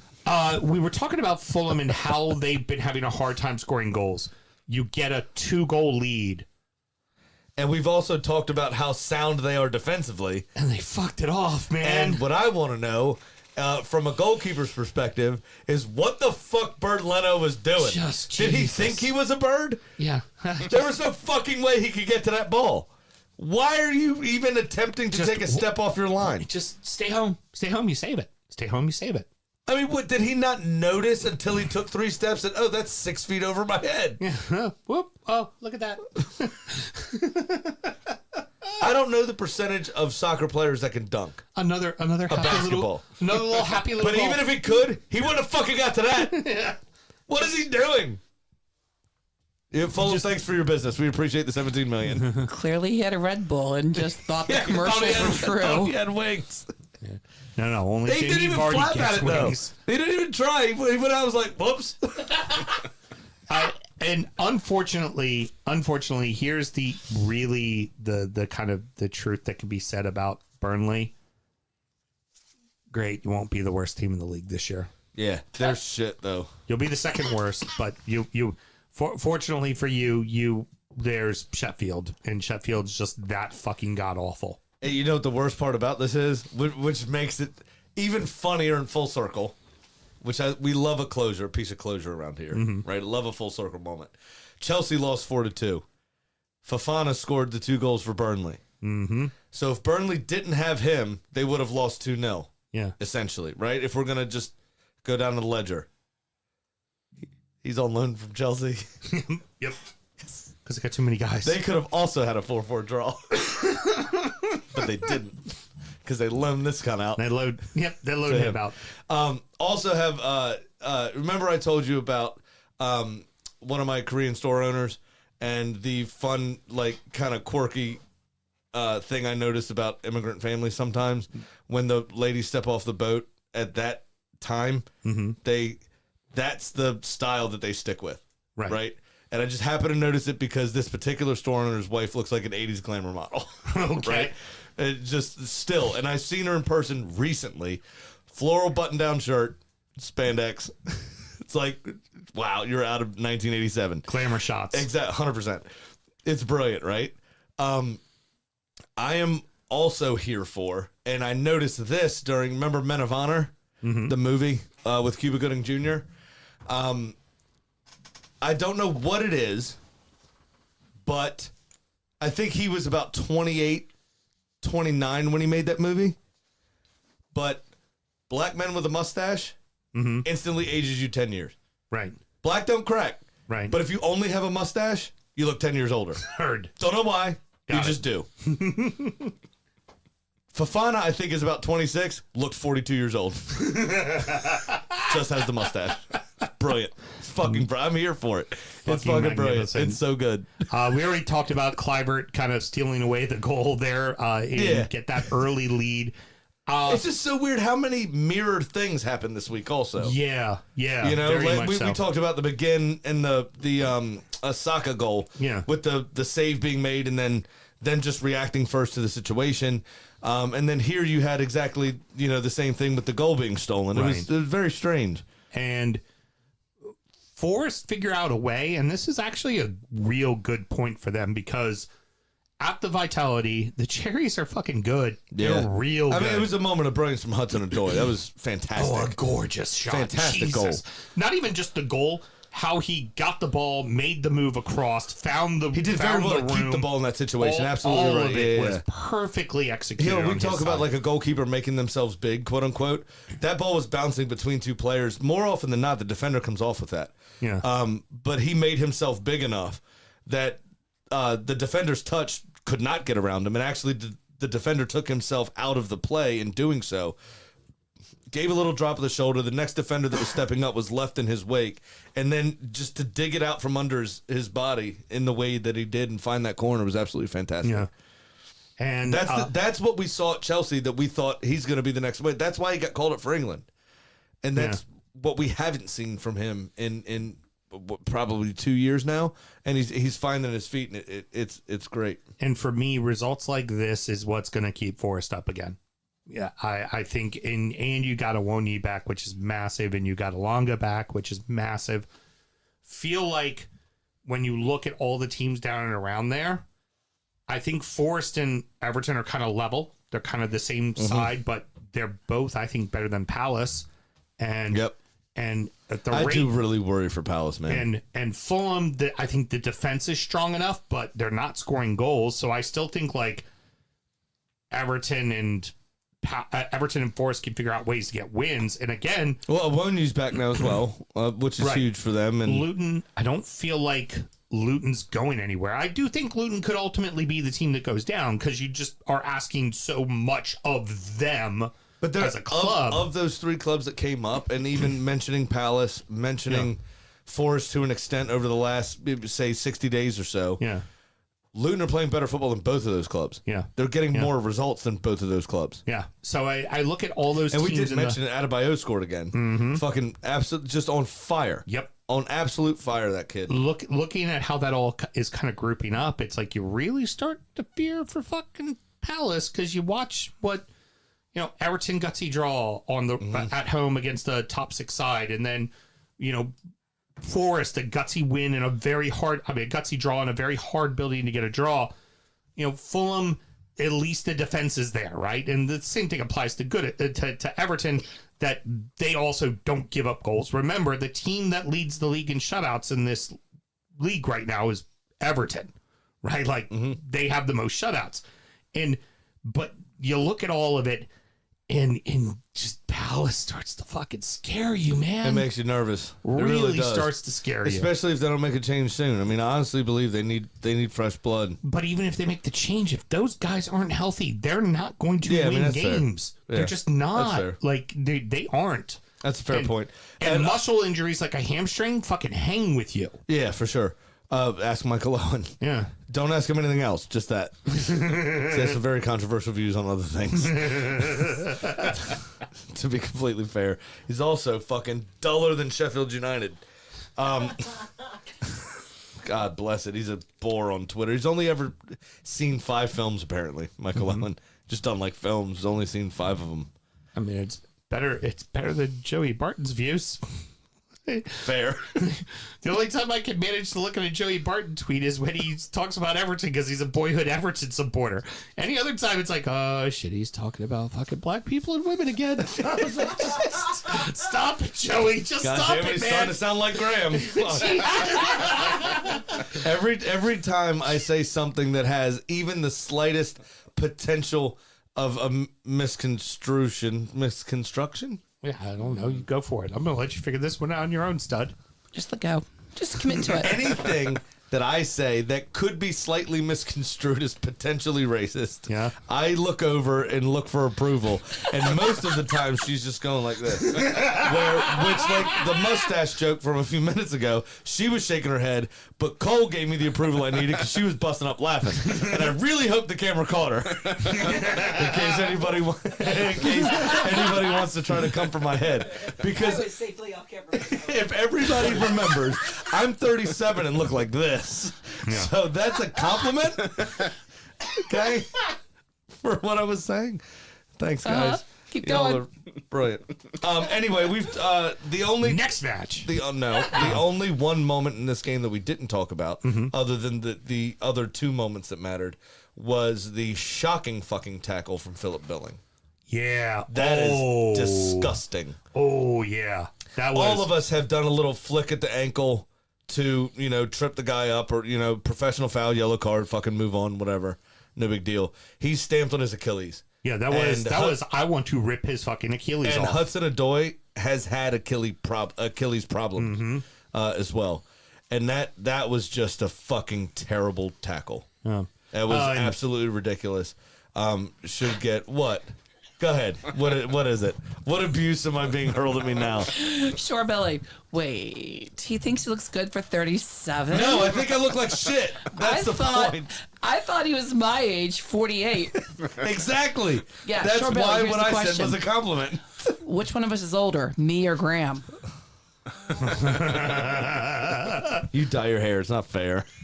Bullshit. Okay. Your eyebrows are on camera too, Mel. Moving on.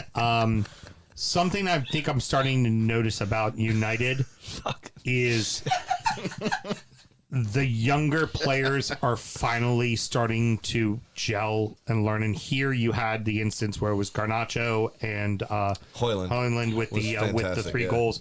Hoyland 21st birthday also, by the way, that day. I don't know if this is enough to, save Ten Hag at the end of the season. I feel like Ten Hag's going to be there till the end, but I also, yes. Jose Mourinho button, please. Because this could also happen. Didn't bring to the game not just the basics of football, I believe the basics of life. I'm here to say, either one of them put it in my veins. No, I would say Chelsea more so than United. But I think he's publicly said that he has unfinished business at United. Wow. Because that was the job he ultimately wanted. Right. Always. Hey. Also, love the speculation. Sir Alex was one of his of course, longest, most bitter rivals, and go do it at but the also club. mentor that he respected. Yeah, he Not respected mentor, him but immense. Yeah, he obviously followed his career and learned from him. I also loved all the speculation because remember he started his career as an assistant coach at Barcelona. Mm-hmm. Xavi recently did the Klopp thing and said he's stepping down at the end of the season. The day after he was relieved as AS Roma manager, Jose Mourinho was in Barcelona. Didn't say a word, didn't talk to the media, didn't do anything. He has a house there, I believe, still. But all the papers went, could he be the prodigal son returning home? Loved everything about it. He's just doing the rounds to fuck with people. It's brilliant. Oh yeah, he just wants everybody to look at him I because love everything he about it. loves people talking about him. It is fantastic.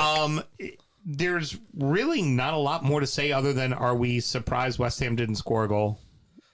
Like in a weekend where only 2 teams don't score, I'd say we're not surprised that one of those 2 teams is West Ham. I would say yes, because Manchester United have been leaky all season. Yeah. That's the only reason. And it's not like West Ham weren't without their chances. Yeah. And I can't believe I'm saying this. I think the only people that'll probably be more shocked than us in this room are the people listening. Onana was actually pretty fucking decent in this game. Yeah, I know. Insane. He made a couple of very good fucking saves. I mean, West Ham, Souček's header. I think Bowen had another chance. That just phenomenal reaction save. I guess that's what happens when you have a brief holiday back to your home country. Oh, no, I'm sorry. He's Cameroonian, isn't he? He's Cameroonian, not Ivorian. I'm sorry. He's Cameroonian. So he had a brief jaunt back to his home continent. Yeah. And rested because he only played 1 game out of the 3 he was there for. Right, precisely. Just got him refocused. With United, only it's with United for me. It's show me. It's show me. Like, this is okay. Great, you got this one. Like, put together a consistent run. Beat Brighton. Beat Villa. United aren't back. Their next match is Villa. Beat Villa at Villa. If you want me to think you've got a real legit shot at 5th or 4th place, beat fucking Villa in their building this weekend. United are not back. Yeah. No. Don't get me wrong. Get Ray wrong. Because he's been saying that shit. No, that's what they said back in October and November when they were beating Sheffield 2-1. They're like, we're back, baby. The worst part about the entire thing is the only sensible Manchester United fan there is JB. The problem is he's irresponsible in every other opinion he has. Right. So I don't know that really makes up for it, to be honest. Yeah, true. Well, and before you get too excited, Manchester United supporters, just remember, Luton has scored more fucking goals than you this season. Actually, I think they may have. Oh, no, because the 4. Yes. It's still true. Luton has scored more goals than you this season. Fucking Mark Flecken, stand up and be counted for, fucking son. Because, you got this was Tim Howard versus Belgium. Yeah, you just see everything. This was amazing. What a goalkeeping performance. Still gave up 3 goals. They score on just the most random fast break that I love how the reason why Mopé and Tony weren't offsides is because the ball came from a goal kick. Which like I don't the think most that's a random rule ever. I don't think that's a rule, is it? It's so great, yeah. It's I don't know. Maybe you just never had that the city defense had that big of a brain fart. You just go, okay, yeah, they are still human, like a little. They can maze, but he made in the first half. He made 8 saves. 4 of them were brilliant diving goal saving saves. Like elite. Like Timmy was making a bunch of like kick saves in that Belgium game. Like he's like he got hands to everything, flicking. Full extended, flicking the ball over like you just Jesus. He was flicking that ball all over the place. Dare I say he was flicking awesome? Wow. This is making more. That's a very old movie reference that you probably won't get. Definitely won't Fucking get killing that. this Was that even a talkie? Johnny Dangerously. This is fucking more. It was their way of doing a PG movie with saying fuck the entire time, but they said fark the entire movie. Oh. It's like, wasn't there an Eminem song that he did that? Feck. He did Feck. Yeah. Okay. Yeah, which is like the Irish version of fuck. And then Phil Foden. Oh, hey. Kevin De Bruyne, Alan, I got this. Let Daddy show you how this. One of them was done. a diving header. Just Jesus. The kid's, you know what? The kid's good. He's the heir apparent to Kevin De Bruyne when he retires. This is the coming out party year for him. Like he's finally getting the playing time, and he has performed on a level like no other. He is going to be a massive piece to England in the Euros this year. 100%. Like everybody always wants to talk about Harry Kane being the point guy. I wouldn't be surprised if Foden scores more goals than Kane in the Euros for England. I really would not be surprised at all because people are going to focus on Kane. Well, I would because Kane is on penalties as the only thing, and him included. England have a lot of tricky wingers that would get a ton of pens. Yeah. So it would not surprise me if Kane still outscored everybody because he had 3 penalties in the group stage. You know what I mean? That's the only reason, though.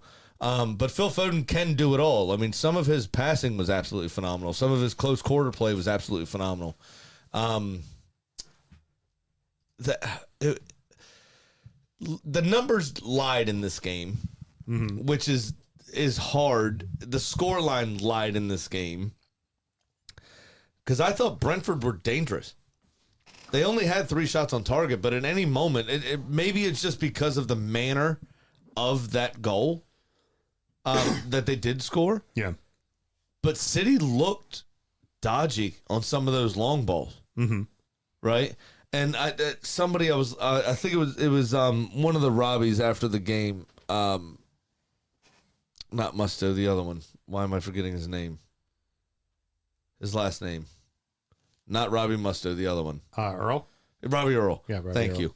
Couldn't remember his name to save my life. He said if he was Sean Dyche, every single fucking goal kick, Jordan Pickford just be launching straight down the middle. It's definitely going to be Route 1 football next week. Fucking with him. Oh, Yeah. this weekend is going to Because be nothing that but was- Route 1 football out of Everton. Pitiful. Yeah. Put it Now- up to the big fella. I do think Ivan Toney could have been called for a foul on Nathan Ake, I don't disagree with that one. personally. I'm glad he wasn't. I understand the no call, but I think he was a bit aggressive in his backing into him, almost to the point of he was holding him back. Right. So I think they got a bit fortunate there. But, I mean, that's obviously a very soft underbelly of City and should be exploited. If it's not straight from the goalkeeper, it should be from a defender. Test them every 6-7 times. Yeah, just- instead of trying to play out of the back, hoof one. See what Just happens. launch one. Yeah. Keep them honest. Now, For one game and one game only, you should hire Sam Allardyce back. Dyche likes to play enough Route 1 football as well. That's what I'm saying. Here, a final thought. Mopé obviously scores the goal and then goes into full-blown shithouse mode after that because that's what you expect him to do. Of course. I guarantee you there's a bunch of Evertonians that are like, oh, now you're fucking scoring goals. The reason why he's scoring goals is that's where he scored goals before because that's the system he plays under. That's where he's successful because you have a point guy in, He was in- Tony that brings all the attention. So settle down. He's doing what he used to do before he got sold to Brighton and then didn't do it and then got sold to Everton he and scored didn't do it. a fair amount of Brighton, not as prolific as he did at Brentford. Right. But at Everton, he joined a shit situation. Yeah. It was Under a manager, I believe he was brought on It was Frank Lampard. Yeah, well, they signed him. They essentially signed him because we did not have a starting striker at the start of the season. We desperately Right. needed someone. But arguably, he was playing under a manager that shouldn't have been a manager in the first place. Not wrong. And the place was already toxic, and that, you can imagine, is a frustrating situation to enter and hard to settle in. I wouldn't necessarily hold that against him. Hey, all I know is Brentford, just give us 15 million for him. We can call it even. Sure money.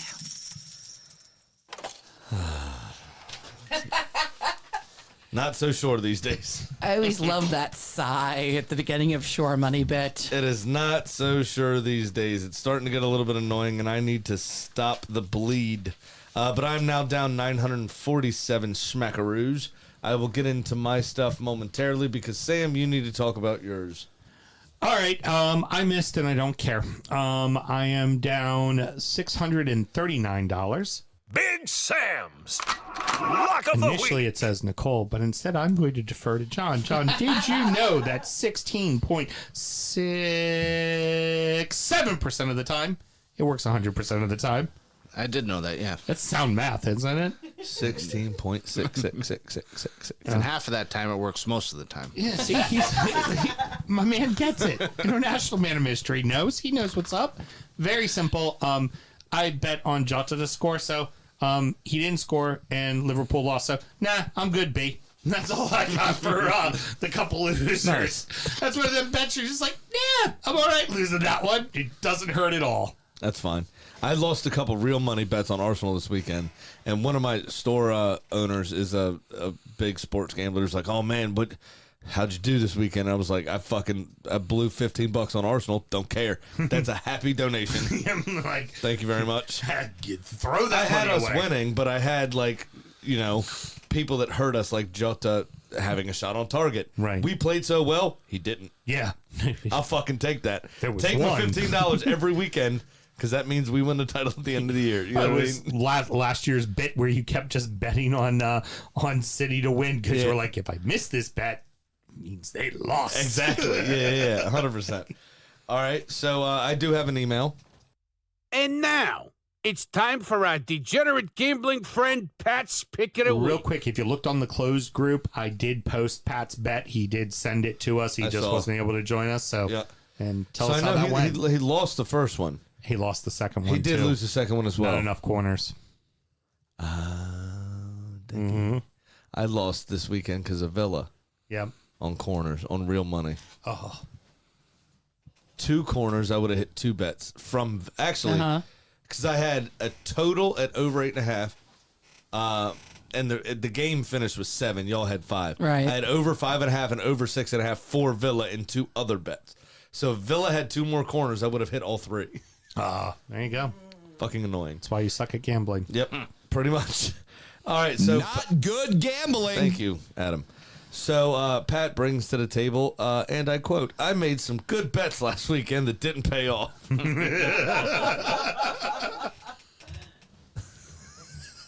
Missing by 1 leg in both my parlays. Weren't they only 2-leg parlays anyway? They were both two like Yeah, parlays. so you missed half of your shit. So 50% of the time, he was right 100% of the time. That's sound math. I I'm- endorse that. So I'm down $2,150. Oh my god! I don't made have a some button good for bets that. last week. He said, yeah. For this weekend, I hope I could just pick some heavy favorites, parlay them, and win. Sounds easy, right? Okay. So let's go with City over Everton, Liverpool over Burnley, Spurs over Brighton. That ain't gonna happen. don't And think so. Arsenal over West Ham. I'm going Ain't to gonna try and happen get. either. Yeah, it is. I'm going to try and get back because we're at their place. They like to try and play sometimes at their place. We did this last season. We lost at the Emirates or drew at the Emirates and won at their place. Anyway, he go back to him. He says City over Everton, Liverpool over Burnley, Spurs over Brighton, and Arsenal over West Ham. I'm going to try and get back into this show competition and go 200 on this game to win $580.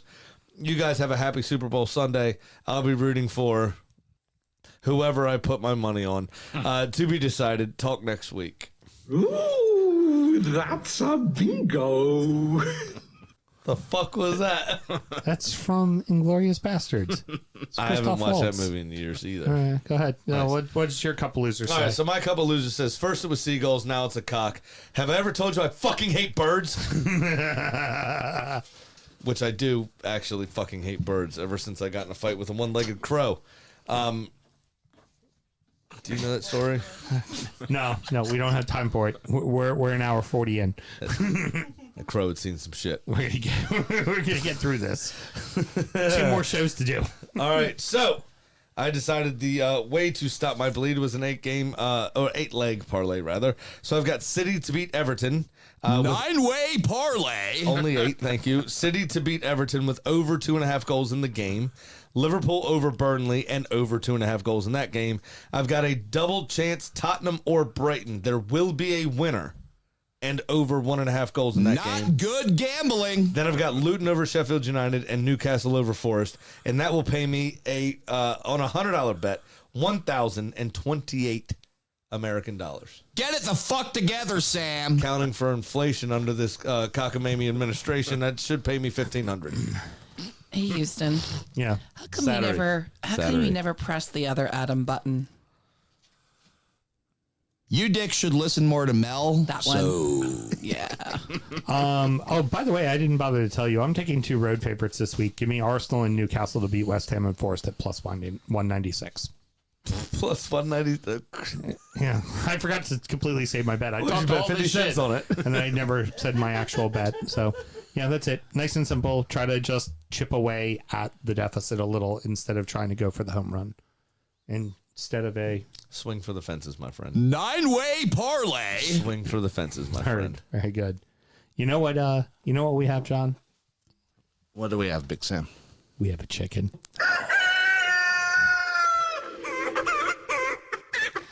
Well, Kitty broke her losing streak with the Seagulls win and sits at 13-9. So this week, I gave Kitty Chelsea going to Crystal Palace. Now, we weren't aware of it until we got there, but Kitty was at the Annapolis Blues owner party today. Yeah. Yeah, wouldn't you know it?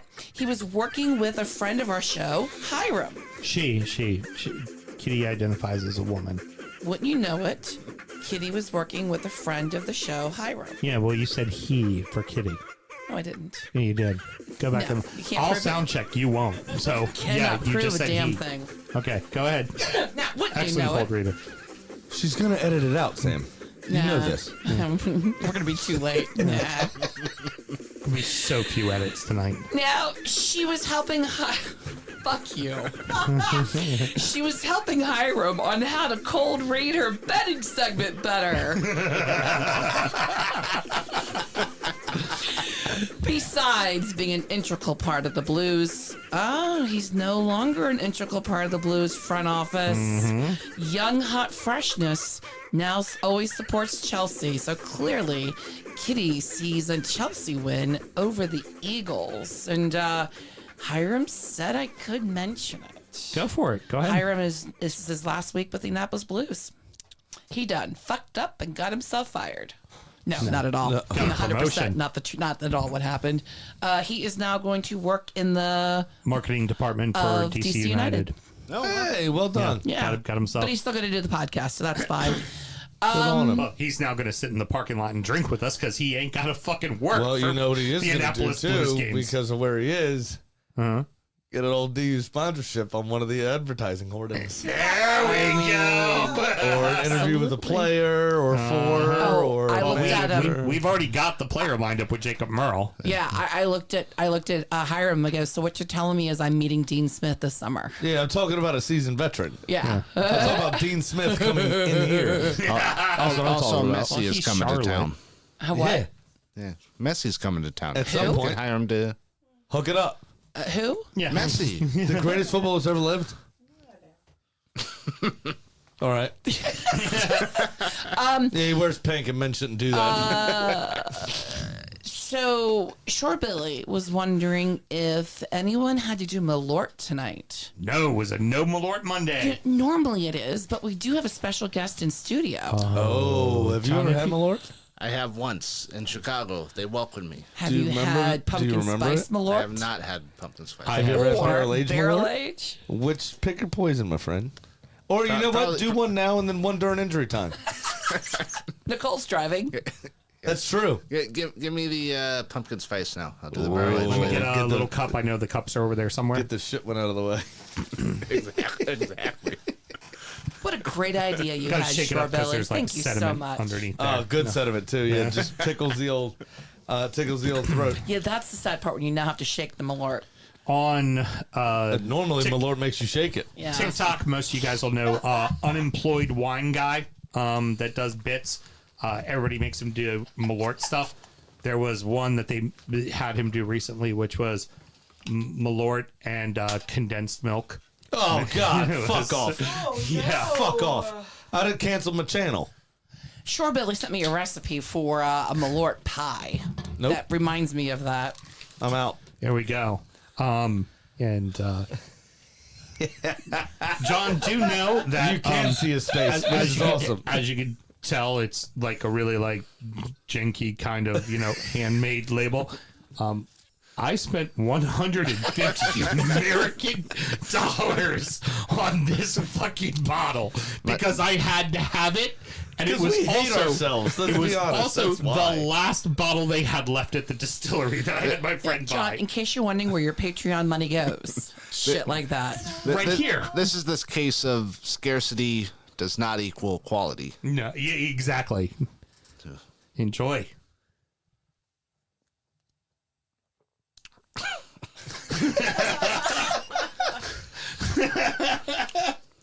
I love the call. It's like, it tastes like pumpkin spice vomit. The beer ain't gonna help. It doesn't make anything go away. I Doesn't help it imagine one that's bit. how every 19 to 26-year-old white woman with an infinity scarf has tasted throw up for the last, I don't know, 15 years since pumpkin spice was a thing. from like late August to early December. When they go out and get too hopped drunk, up on, but they had 6 lattes that morning. On Kim Crawford Sauvignon Blanc. Yep, that's Yeah. what they're tasting. Yep, that sounds about right. That feels like a burp after the night of drinking. Yeah. Oh, yeah, big time. All right, well, that is going to wrap it up, boys and girls. Mr. Graham, any parting words? I do have a couple of things. One, I didn't get a chance to ask you during, and I want to know, how do you feel about Ross Barkley finding his crayons again and being happy? Because his resurgence as Luton over these last couple of weeks has been brilliant. Obviously, he's Everton through and through. Yeah. So how do you feel about that?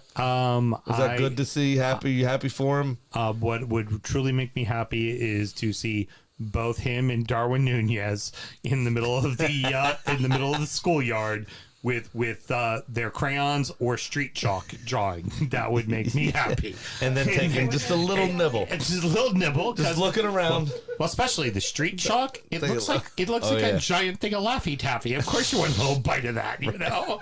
It's going to taste great, you know? Yeah, they I know we're going out on later, Mel. Shake that Laffy Taffy. Very popular song from the late 90s and early 2000s. All right. Shake that Laffy Taffy. All right, Mr. Graham. I'm in for that. So the other thing I wanted to bring to the table real quick is I'm sure everybody is familiar with the North London Forever song that Arsenal sings prior to their games and then in key moments of the match, of course.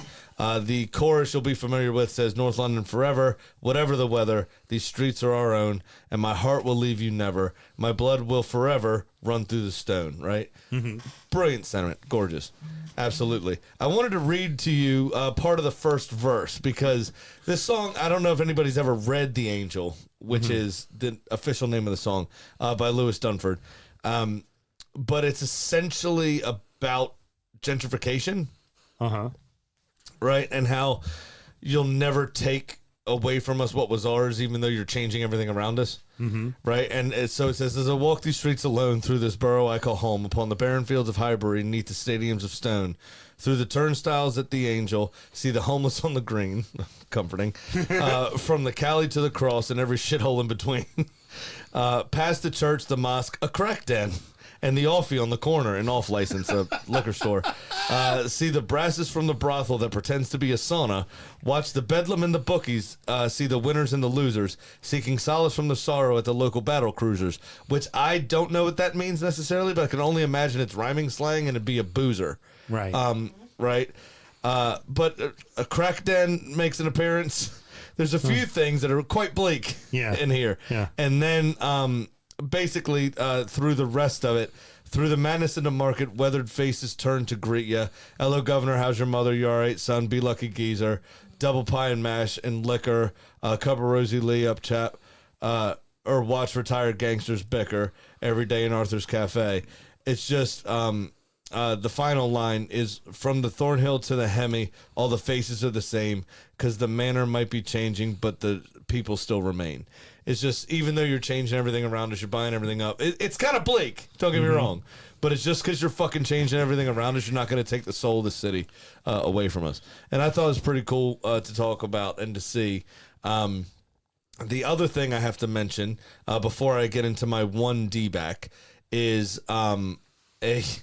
just a phenomenal story I told you about earlier today during our pre-show meeting in the car. Africa Cup of Nations has been going on. We obviously don't cover a ton of international tournaments and stuff, but we like to check in from time to time. I would like everybody to note the vein that I am prepping for this story right now. I am renting. This is put that shit right. Oh yes, just wrap it around. So nice and tight. We do not condone drug use here on the DU Football Show, but this is something that you can all get behind because it is a phenomenal story. So the Ivory Coast is the host nation for AFCON this year. They are barely squeaked through the group stages. Because of that, fired their manager mid-tournament. They asked the French, I think it's the French women's national team, if they could borrow Hervé Renard. They said no. So they didn't get the sexiest man, properly the sexiest man in football, to manage their country. But they did find some sort of interim guy that may or may not be doing actually anything. Right. They go behind in the game 1-0. It is the first. I'm sorry, and that actually wasn't even until the 71st minute. The goal. Who First, scored that goal? Start at the beginning. They had to save a penalty in the first half of this game. This is the quarterfinal against Mali, by the way. So they don't have a manager properly. They find themselves in the quarterfinals somehow, and they're the host nation. Right. Which is brilliant. That's brilliant. Yeah. They have to save a penalty in the first half. They do. Then they get a man sent off right at the end of the first half, 43rd minute. Yeah. Yep, Ivory Coast does. Then they go behind to Mali, right, in the 71st minute, to a player with the last name of Dorgeles, which I'm not familiar with this player. Mm-hmm. However, the first ever that I've been witness to apology celebration on the international stage, because his parents are Ivorian. They moved to Mali, and he was born a Malayan citizen, I guess you would say, Malayan probably, citizen, and chose to represent Mali and not the country of his parents' birth. So he does I'm really sorry about this. My parents are Ivorian. Apology celebration, which is fucking brilliant, right? You see it all the time in clubs, never on an international level. We saw it twice with Richarlison. Right. First ever that I've seen on the international stage, which is great. And I'm pretty sure one of the Boateng brothers scored either for Ghana or for Germany against the other at some point. Oh, yeah, definitely. And neither one of them gave a shit. No, not one shit. Then, in the 90th minute, Ivory Coast, who's down to 10 men, remember, with no real manager, right, score an equalizer. Force extra time. They go to extra time. All this shit's happening, right? It's 2-1. They're under the cosh, obviously. They've had to defend a couple of free kicks. They've had to defend a few Malayan attacks. And then Diakite for Ivory Coast scores in the 120th plus 3 minute. So stoppage time of extra time. The death of the death. Like literally that kind of left death. And get sent off. Because of the over-celebration, more time was added on. They had to defend another attack and another free kick. With 9 men. And they did, with 9 men. And a coachless team. And essentially a coachless team, yeah. And they're in the semifinals of the African Cup of Nations that they are hosting. Normally we bring up Africa. There's a ton of corruption in African football. It's a whole onion problem with, economies and this and everything. A lot of dictators run countries, and if they decide you're gonna, my son's gonna play in the team no matter what, it doesn't matter. Yeah, he's gonna score a goal, and you're gonna make sure he scores a goal. Yep. Because I want my family to live. We all watch Ted Lasso. We know how it goes. Yeah, normally. It's police machine versus whoever, and we laugh because of their names, it is quite funny, to be honest. Police machine should not be the name of a football club. It's the greatest statement. It's exactly why it should be the name of a fucking football club. Yeah. The only thing better was what was it in Egypt, where Modern Future played pyramids or whatever it was? My bone has a little machine. Yes, exactly. A police machine. Yes. I mean, honestly, somebody, I think they were Nigerian clubs, I think. Somebody in some clubs should just change their name to Criminals, specifically to play Police Machine, because of Modern Future and pyramids. We need that again. It's just funny. But you oftentimes get, clubs being paid off. You get this, 92-1 score lines because of corruption and everything else. And there's a lot of obviously negative publicity, but there is a bunch of corruption and unprofessionalism in African football because of this. Also, their players have been purged because of European colonialism through the 40s and 50s, which is absolutely true. Mm-hmm. And a lot of sad things have happened to African football over that time. But given everything that has happened and what we know and observe from African football in general, there's no more African football story than this right here, and it put it straight in my veins. I'm fucking here for it. I mean, it is awesome. I love everything about it. That one doesn't go between the toes. I'm not ashamed of it. I want you to see the track marks. I want you to see that track mark. This is awesome, and I'm fucking here for it. It's absolutely brilliant. Fucking brilliant. Absolutely brilliant. It's absolutely brilliant. And so if you just, for a second, try to remove all of the cultural negativity and bad things surrounding, the last, 70 years and Europe and Africa in general and the football relationship that you have with both of those continents. I need more of this. Yeah. And I need it now. And then your final story, Mr. Graham, because you have a bunch. D-back. Now, this is it. This is the last one. The old D-back here is Jamie Carragher and Gary Neville. Just let people be happy, man. Just leave us alone. Yeah. If Martin Odegaard wants to take a picture of the club legend / photographer, old Stewie, let him do it. Who cares? Yeah. What are you bothered by? What are you worried about? Just let people be happy. Their boy ran onto the field and hugged his keeper in the middle of the field during a game that was going on. And that was just passion. Yeah. That was yeah. The release of such an emotional, that man passionate goes game. down to the cop at the end of every single win and does the big pump thing. Yeah, but that's after the game. I'm not even talking about that. Yeah, but if you're going to compare it with Odegaard and that's after the game, it's like, if that's passion and that's okay, you know what?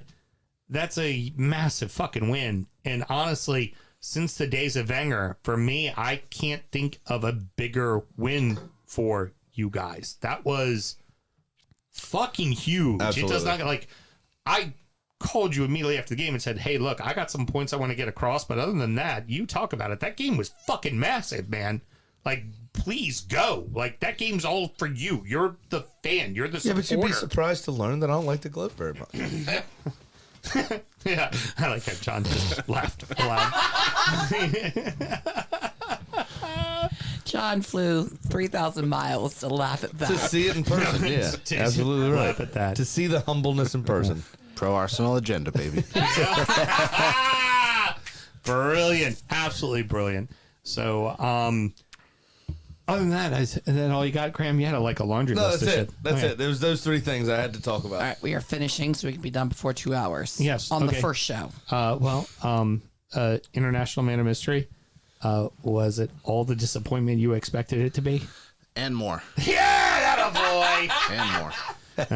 Well, hey, we got 2 more fucking shows to do. Hang out. It's gonna just get worse. Yeah. We get drunker. All right, everybody. Next up is the EFL show. Of course, we're going to continue streaming. We are going to take a quick break just because we need to reset and I take a fucking piss. got to grab some stuff as well and do all of that. And then after that will be injury time, where we talk about the beers we've been drinking, and there's plenty of those. We're also going to go ahead and talk about our adopted clubs, fantasy football as well, which I know there's been some definite shuffles around. And I have not looked at Taylor's team name specifically because I heard Brody say it was a magnificent team name. I haven't looked at it either We got because I don't another pay. shake-up in the doo-doo league. And doo-doo. John's not going to like this one. And then of course we preview the weekend's action as well. And if somebody wanted to find injury time, Mr. Graham, how do they go about doing it? I'll put my leg out there for the taxi one more time. It's patreon.com/DU Football Show. You just sign up to that one beautiful $5 tier, and maybe a lovely Indian man will pick you up on the side of the road and take you back to JFK so you can fly home like John. Very easy to do, actually. You get all of our extra content, which at some point soon there will be a video featuring me in a Paw Patrol mask. Yeah, because it ain't happening tonight. No, That video's can't. coming eventually. Can no Won't do be that. Groundhog Day. We'll have to change it up to you in a Paw Patrol mask. So it's going to be fun, guys. I think- just make sure you do that. I think it's you in a Paw Patrol mask with some kind of a Magnolia theme. I think that's exactly the route we need to go. Fair. Alrighty. Not sure what that I means. don't know. I was thinking Eyes Wide Shut. Oh, yep, that too. Okay. Also haven't seen that movie for 35 years. Till next week, everybody. Guten Nacht, Mr. Jurgen. Born in the land of Bowie, Maryland. Bred to be a fan of fucking Everton.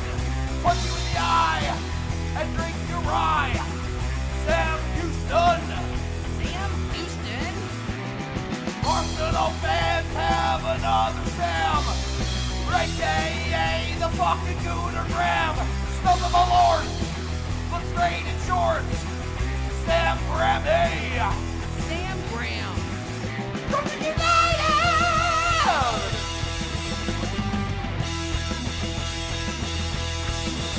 Brooklyn United!